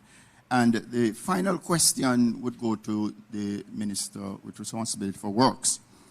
You have spoken extensively about the main corridors and efforts to clear those. But for the areas that are marooned, could you give us an idea as to when you'll be able to make inroads in some of those communities? Thank you very much. All right, thank you for those questions. Minister Charles, I think you're the first one, food for those that are marooned. Thank you for that question. I just want to indicate that as Minister McKenzie alluded to, one of the issues that caused and still will impact the delivery of packages is access. And so it's actually why you might have seen, I wouldn't say focus, but perhaps presence in some areas more than others, access and connectivity. That's contrary to what some may believe. Our social workers, the JDF soldiers and partners were out in every parish immediately after, even in parishes where there was no connectivity and therefore you weren't hearing as much or seeing as much. But obviously, where there is a difficulty in access that impedes the ability to move. We are using airlift. We have the ability through our 429 helicopters to do at least 12 drops and perhaps 2 drops each with the Chinooks and the Black Hawks that we have from the American partners. That's 22 drops in total in terms of airlift. On the ground, the JDF is consistent and have been working to do at least hundreds of drops in terms of packages, depending on the terrain and depending on the unique circumstances for each community that we confront. And it is different in every community. Believe me, there's a myriad of situations that we have to confront. What's important is to note that we continue at this stage now to expand beyond just the immediate rapid response to the design of a very carefully calculated distribution channel, which will see us working with partners to make sure that we have consistent support, consistent delivery, consistent channels to get the food, the water, the cleaning supplies, and whatever else is needed to those persons who need it the most. All right, thank you very much for that response, and hopefully you got an answer there. The other one was about the main corridors and the Committee of Parliament. Minister Morgan, you want to come for the main corridors? Just in terms of the Committee of Parliament, as I said, I missed Cabinet, but there are many options being looked at, and obviously COVID was a great example of how we can do things going forward, and so we've actually been looking back at the COVID experience to see what worked and what maybe needed to be tweaked, and so Cabinet is discussing what's the best approach for that. Thank you very much, Dr. Morris Dixon. The first thing I want to say to answer your question is that I think we're at what, day 5 or 6? We're at day 6 of the disaster. And I want to contextualize what we have done. We've been able to move significant heavy equipment from all across the island and concentrate them between St. Elizabeth and Trelawney. That if you draw a line from Ocherios all the way down to the border of Manchester and St. Elizabeth, we've been able to move front-end loaders, excavators. Not only have we been able to move them, but we have been able to get a lot of the persons who own them to give us them without even a discussion about how much you're going to be paid for it. The second thing we've been able to do is we've been able to create a corridor between Manchester and St. James. So in the first day or two of the hurricane, there was almost no access because of the significant down power lines, down trees, landslides, and so on. So within 2 days, 3 days, we were able to a great extent. By day 2, we had single lane access to the entrance of Westmoreland. By day 3 and 4, we had single lane access to Sav. By day 5, we had cut through, and now we have joined the 2 routes, Mobay to Sav, Black River to Sav, because we were coming from both sides. If you think of roads as main arteries, then the off-roads are tributaries. In order to start working on the off-roads, you have to clear the main artery.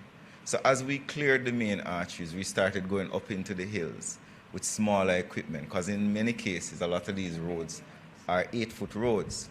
So I can't put a front-end loader.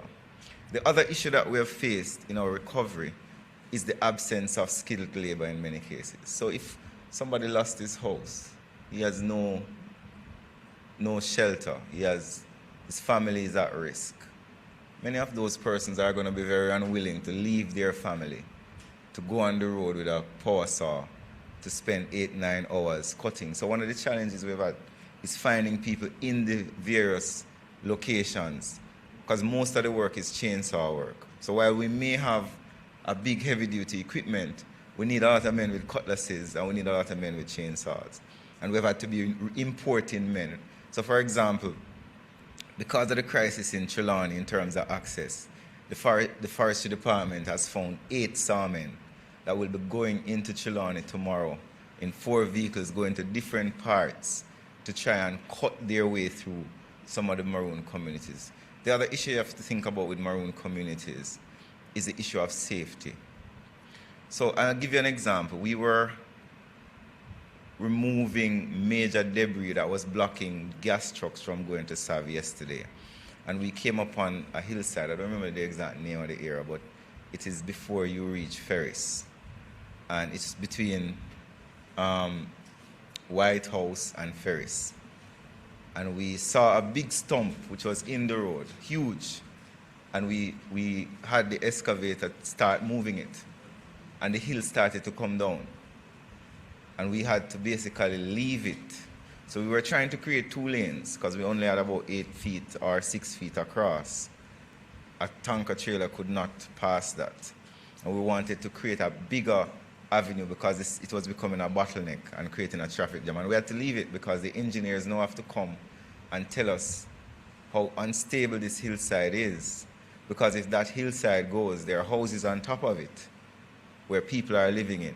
So the issue is not just go and clear a road, or there are landslides that we have to contend with, there are cutoffs that we have to contend with, there's labor that we have to find to go into these areas.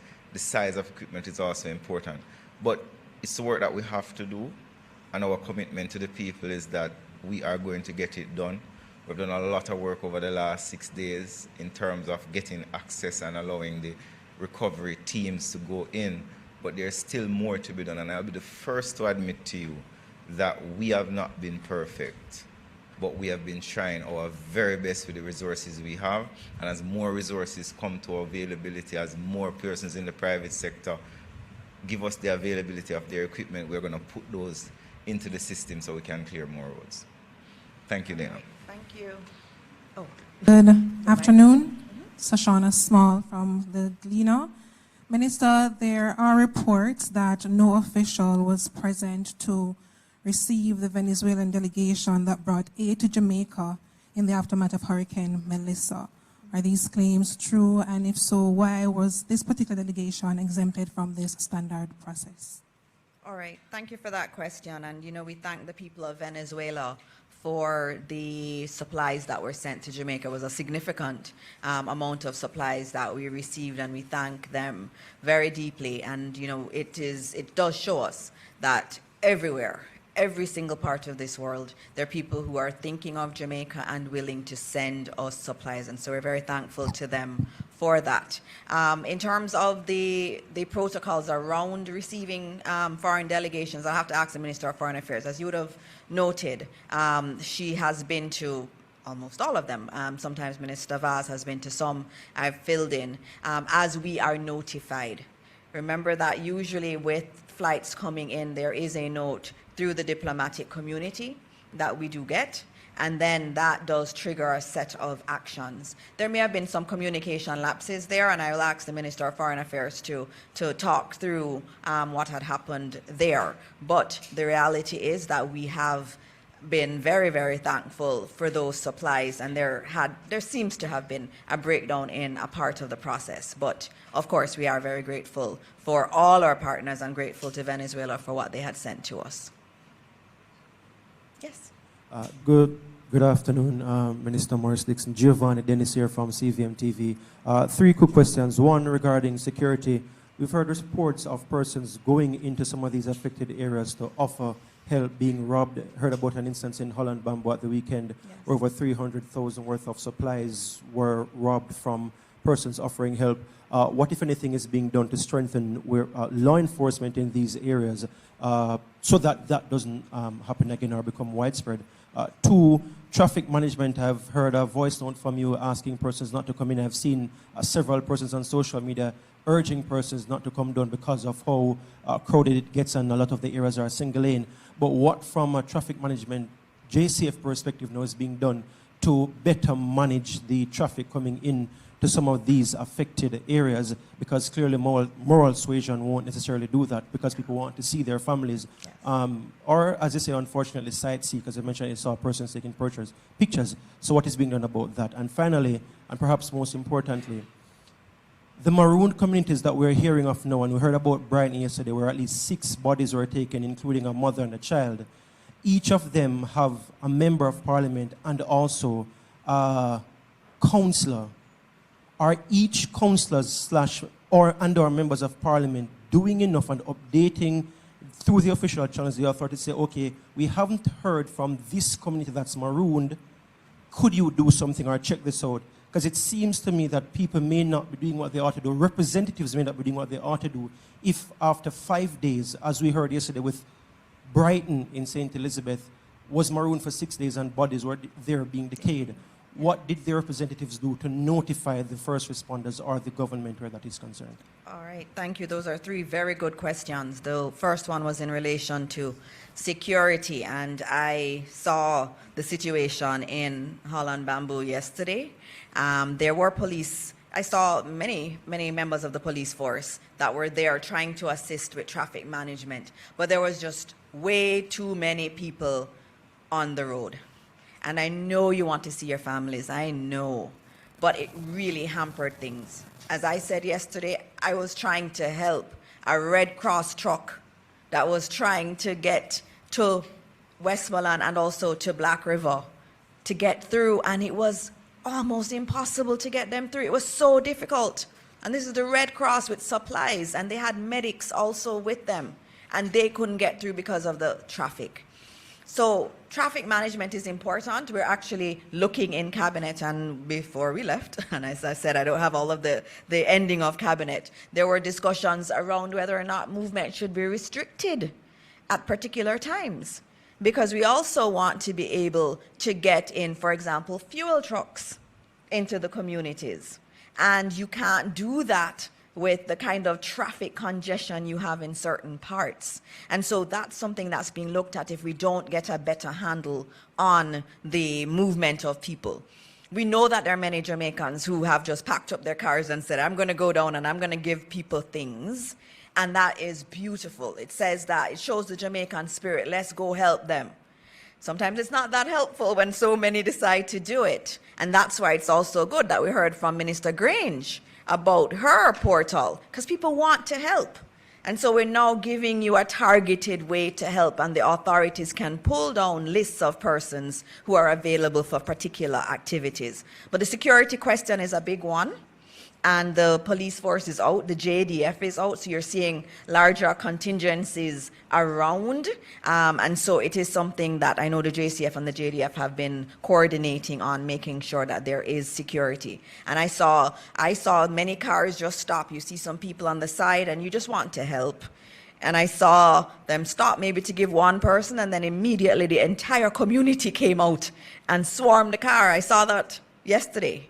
And so there's a security risk, what we would say to individuals. If you come down with things, stop by a church and give it there, offload it there. Stop by the police station, offload it there. They will get it out to the communities. And also, obviously, now you get an opportunity to volunteer through Minister Grange's portal.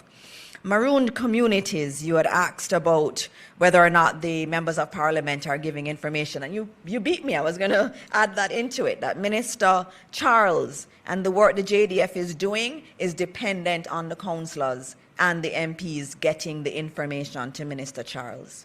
And so the JDF has a list, and that list comes from members of the community. Right now, we've been using the social workers in the network. And remember that in each parish has a disaster committee that is chaired by the mayor. Every single parish has that. And so there's a mechanism through which the reports are coming. If there are MPs or councillors, if you know that there's because he's coordinating with JDF. Every morning, they do their list of where they're going to do the food drops. We can't do the food drop if we don't know of a community. So it's very important that we continue to feed that information to the relevant individuals.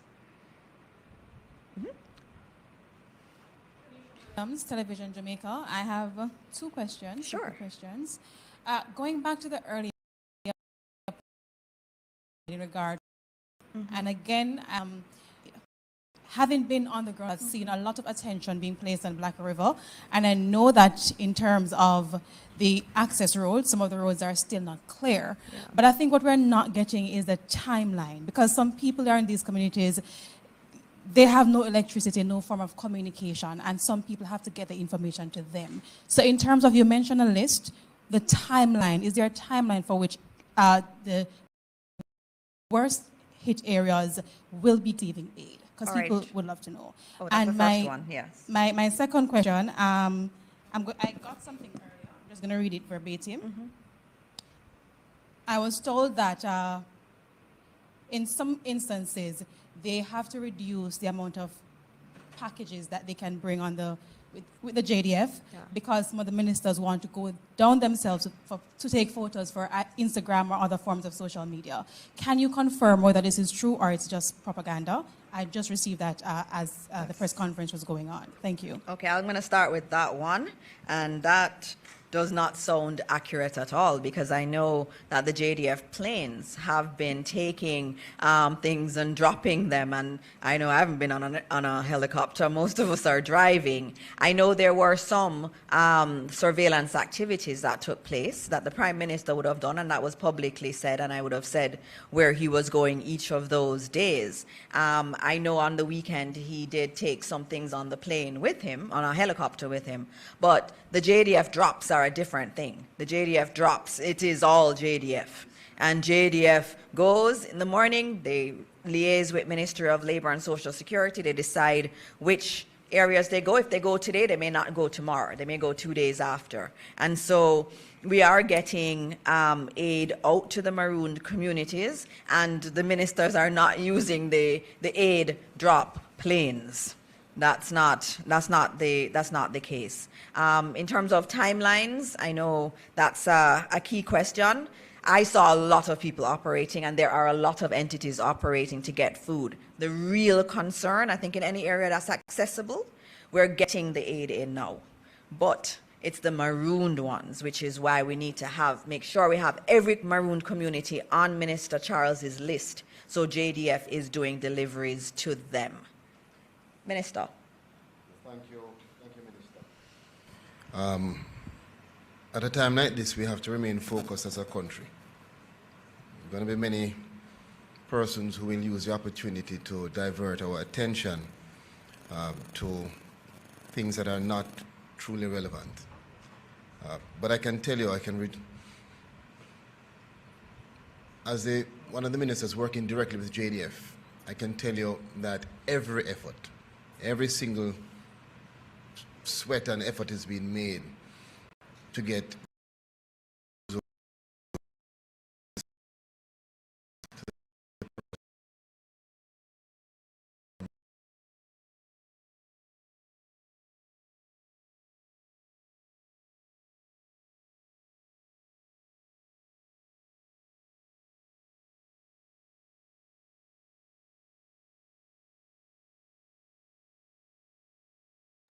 I want to applaud the JDF, I want to applaud the JCF, the Fire Brigade, I want to applaud all of the officers and employees and volunteers. In my own ministry in Westmoreland, several of my staff members have lost their home, lost their roof, couldn't come to work. In St. James, you have Miss Loas, who stayed on the second floor and watched her car wash away. Where was she yesterday? She was at the Bogue Industrial Estate, bending down, packing packages, working with me to get back into Catherine Hall in Water Green to deliver those packages to elderly and to others, while she and her family also need. I want to give you some details. Yesterday, we went into Compton, St. Elizabeth, this is JDF, Spring Garden, Trelawney, and Darlington in a 2-in-1 mission, Shady Grove. Today, we went into Darliston in Westmoreland, West Haven in Hanover, again with airlift missions. We completed the delivery of care packages to 97 disabled children. 1 Medivac was done for 3 elderly patients with hypertension and diabetes.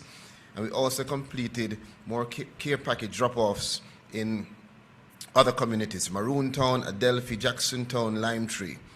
And again, as I said to you, in terms of the time, it's very difficult. I understand the question. It's a question it's a very good question, because the entire country wants to know, how fast can we do this? Let's appreciate that because of the circumstances, because this is a situation that you could never truly forecast. It depends on several variables, and the duration of completing a drop-off or of providing delivering packages will depend heavily on the assets and the lift capability. I'll give you an example. Yesterday, while we wanted to do additional lifts, weather did not permit, because it is a very, very dangerous operation. So I say that to say that the country can be at ease in knowing that every effort is being made by all of our partners to make sure that we put full resources focused on the people who need it. Which parishes you have the marooned communities? Thank you. I didn't hear you. Which parishes you have the marooned communities? Primarily Westmoreland, St. Elizabeth, St. James. I believe there are also in Trelawney, and probably one in Hanover. And most of our airlifts so far have taken place in Westmoreland. Good afternoon, everyone. Mahiri Stewart, Nationwide News. Mahiri, you realize you have company today. Afternoon. So my question regards the support Jamaica.gov JM link. In terms of that being the official channel for persons to send donations to the government in order to aid relief efforts, is there any update the country can get in terms of how much has been donated to that link?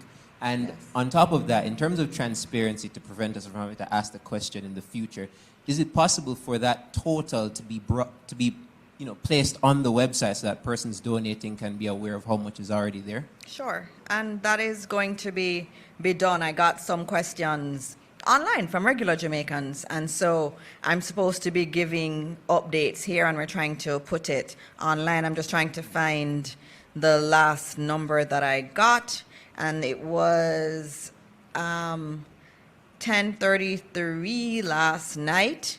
We were at 728,000 US and 38 million Jamaican. So I think we're probably approaching 900,000 US. So we're getting to the $1 million mark on that site. Good morning, everyone. Jerome Williams from the Jamaica Observer. Good morning. Good evening, I'm so sorry. One question. Yes. On the road, on the ground, especially in Westmoreland, Yeah. there are a lot of people, residents living there, who are complaining that they're living in areas where houses near them have dead bodies decaying at the moment, and this has been the case since the hurricane has hit. The question is, has there been any discussion of a strategy to help to deal with this situation? What advice would be given to people living in these areas who are worried about health, safety, and stuff like that? It is a health and safety question, but it's also a deeply emotional and psychological thing to know that their body is just lying there. I mean, just thinking about it is really, really painful. And so the JCF, working with the JDF, because sometimes the bodies are in those same marooned communities. So what the JDF has been doing, sometimes they've had to go in via a helicopter to retrieve the bodies.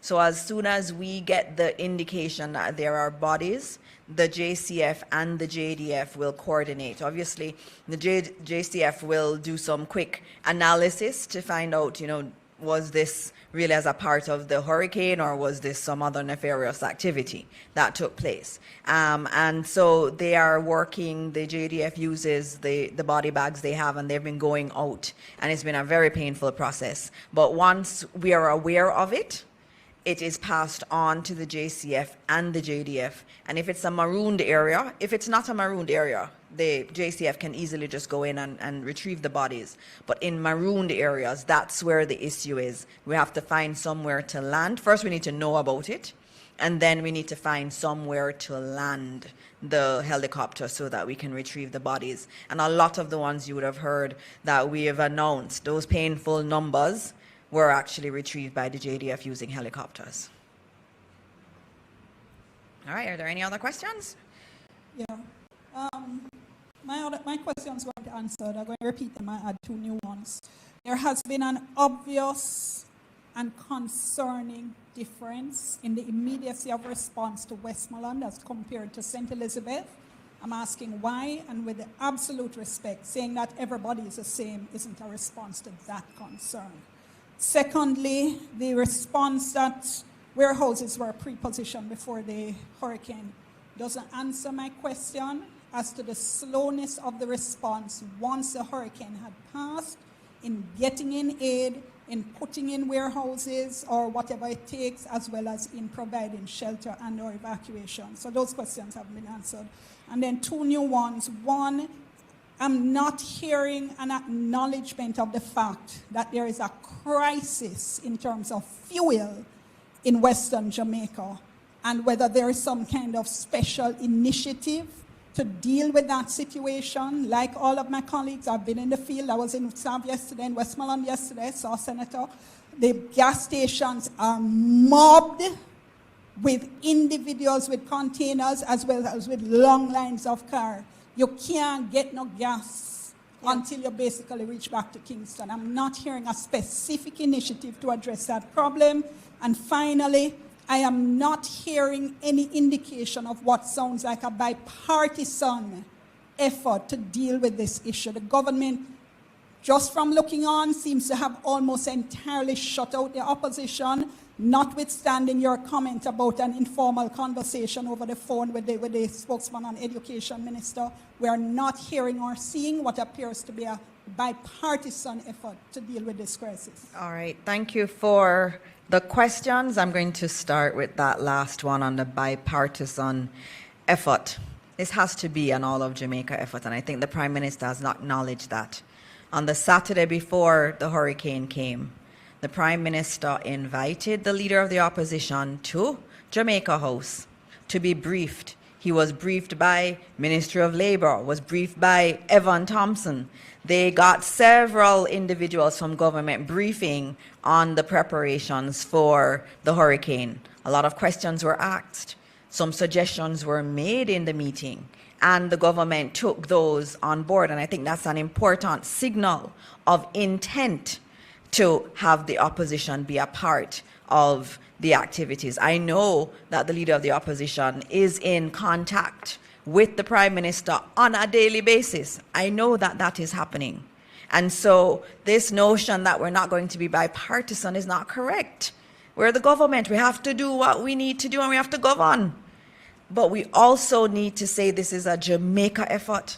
You have the church here. We have the opposition that we have said is going to be a part of the oversight body. We have had to be working through a lot of the MPs in order to get aid out. They're very important partners in this. Minister Charles is constantly on the phone with them. Darrell Vaz is constantly on the phone with them.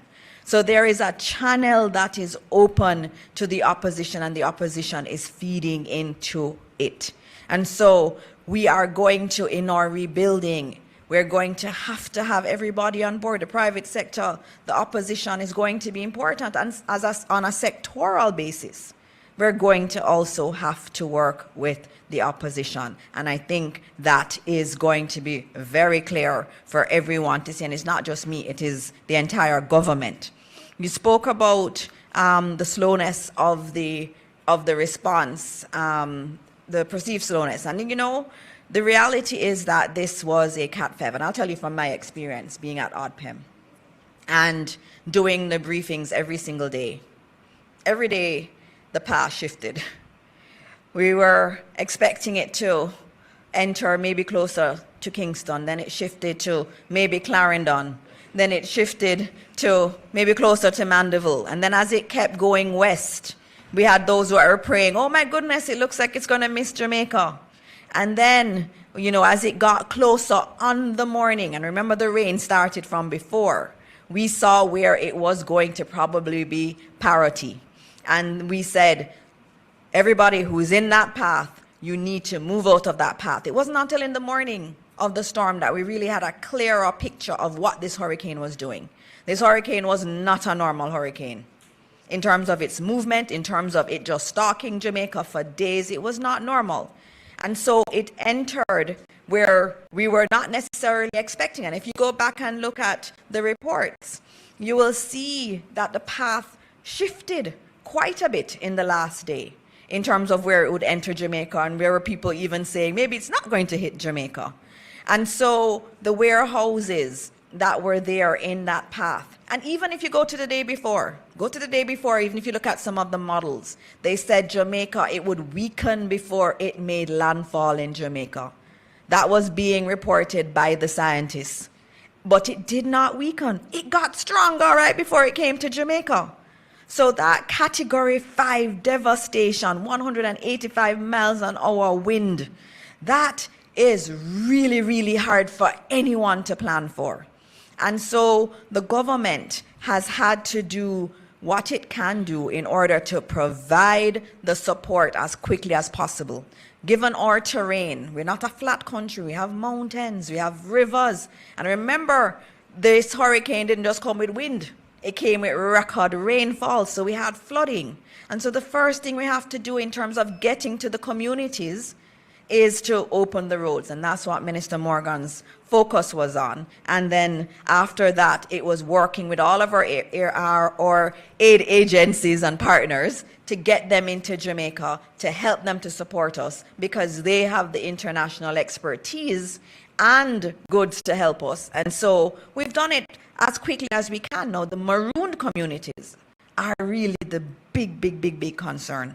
And we are doing a lot now that we have all the helicopters from JDF and we have from our international partners, we are able to do more food drops than we could before. So there's a lot that has happened, and I want you to talk about fuel too. The fuel one, I'm sorry Minister Vaz had to leave because we were talking about fuel just now. Minister Vaz has been on my case about since we started clearing.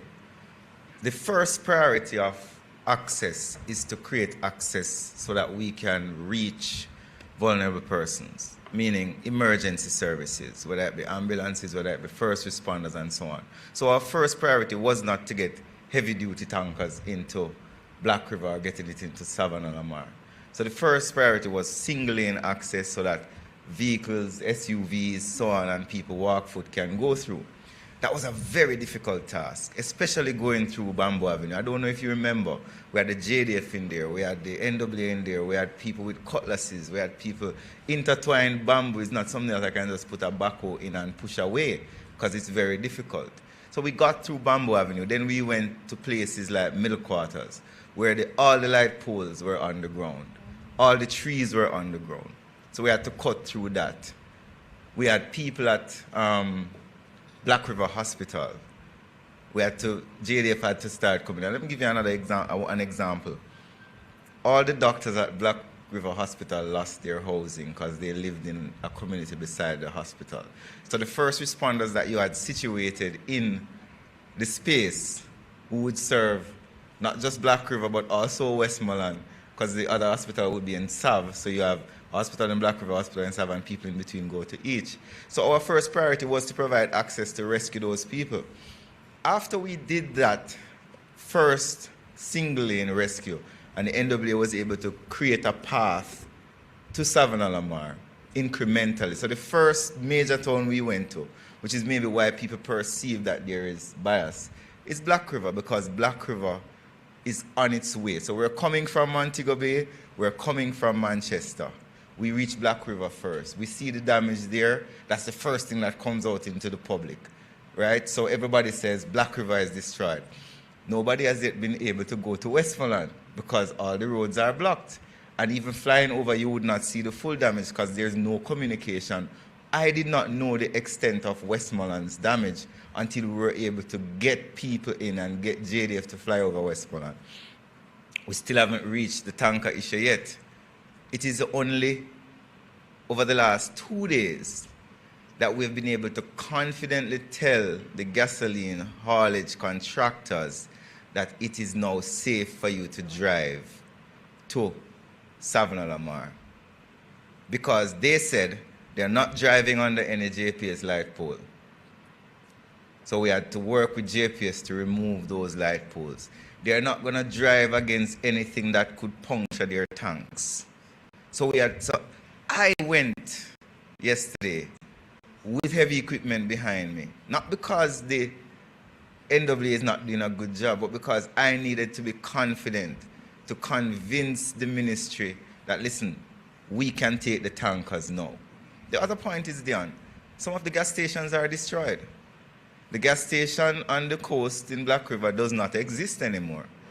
The only gas station that exists in Black River is the one, that is not in the town. It's on the outskirts of the town.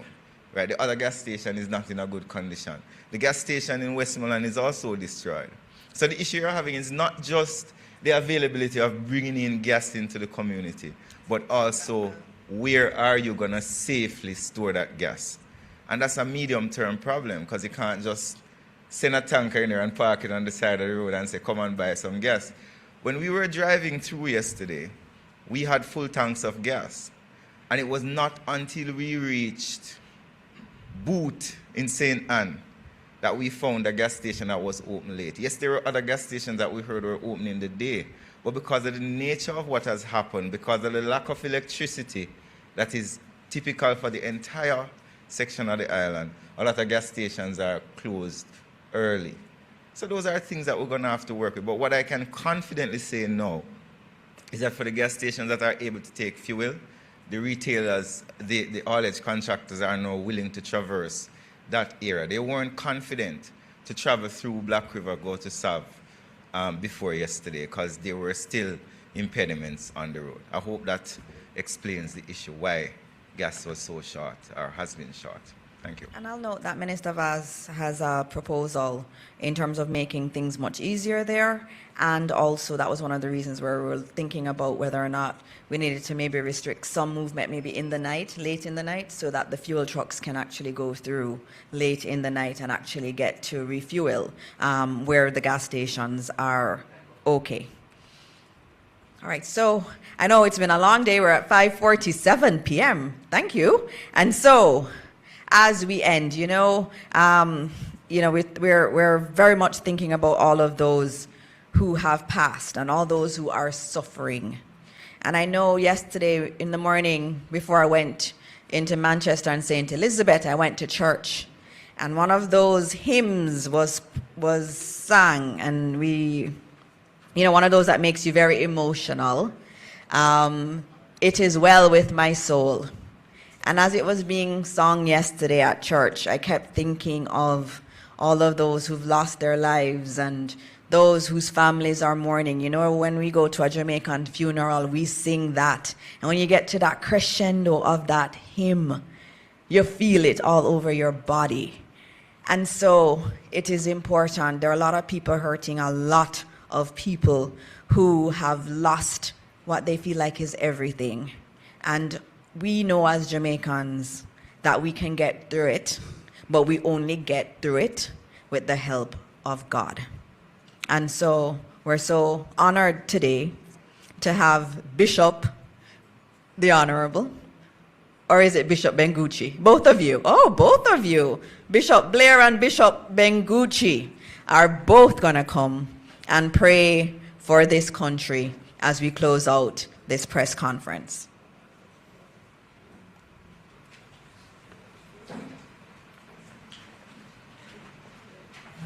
Thank you very much, Minister, and good evening to everybody, or afternoon.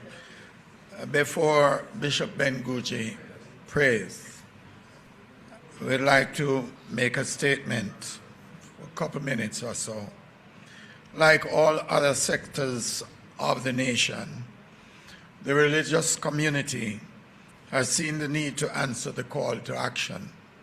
And we want to thank Minister Grange for inviting us to do this. This call is driven by the mandate to show care and compassion that is enshrined in Jesus' command to Christians: love your neighbor as you love yourself. We as people of faith are constrained to act with urgency that is driven by the enormity of the devastation and the despair that our brothers and sisters now face.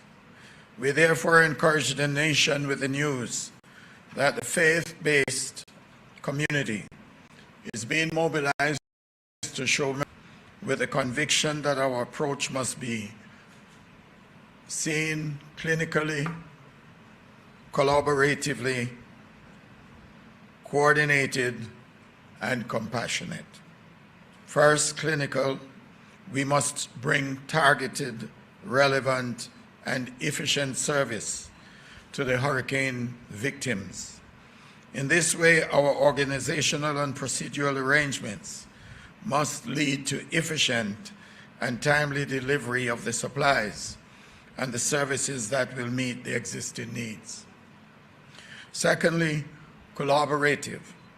We are of the certain view that no local church, no denomination, or umbrella group acting on their own will be able to make a meaningful impact on the task that is ahead. Instead, it will take a collaborative approach to effectively manage the scale of the demands. All levels and layers of the religious community are therefore being called upon to come together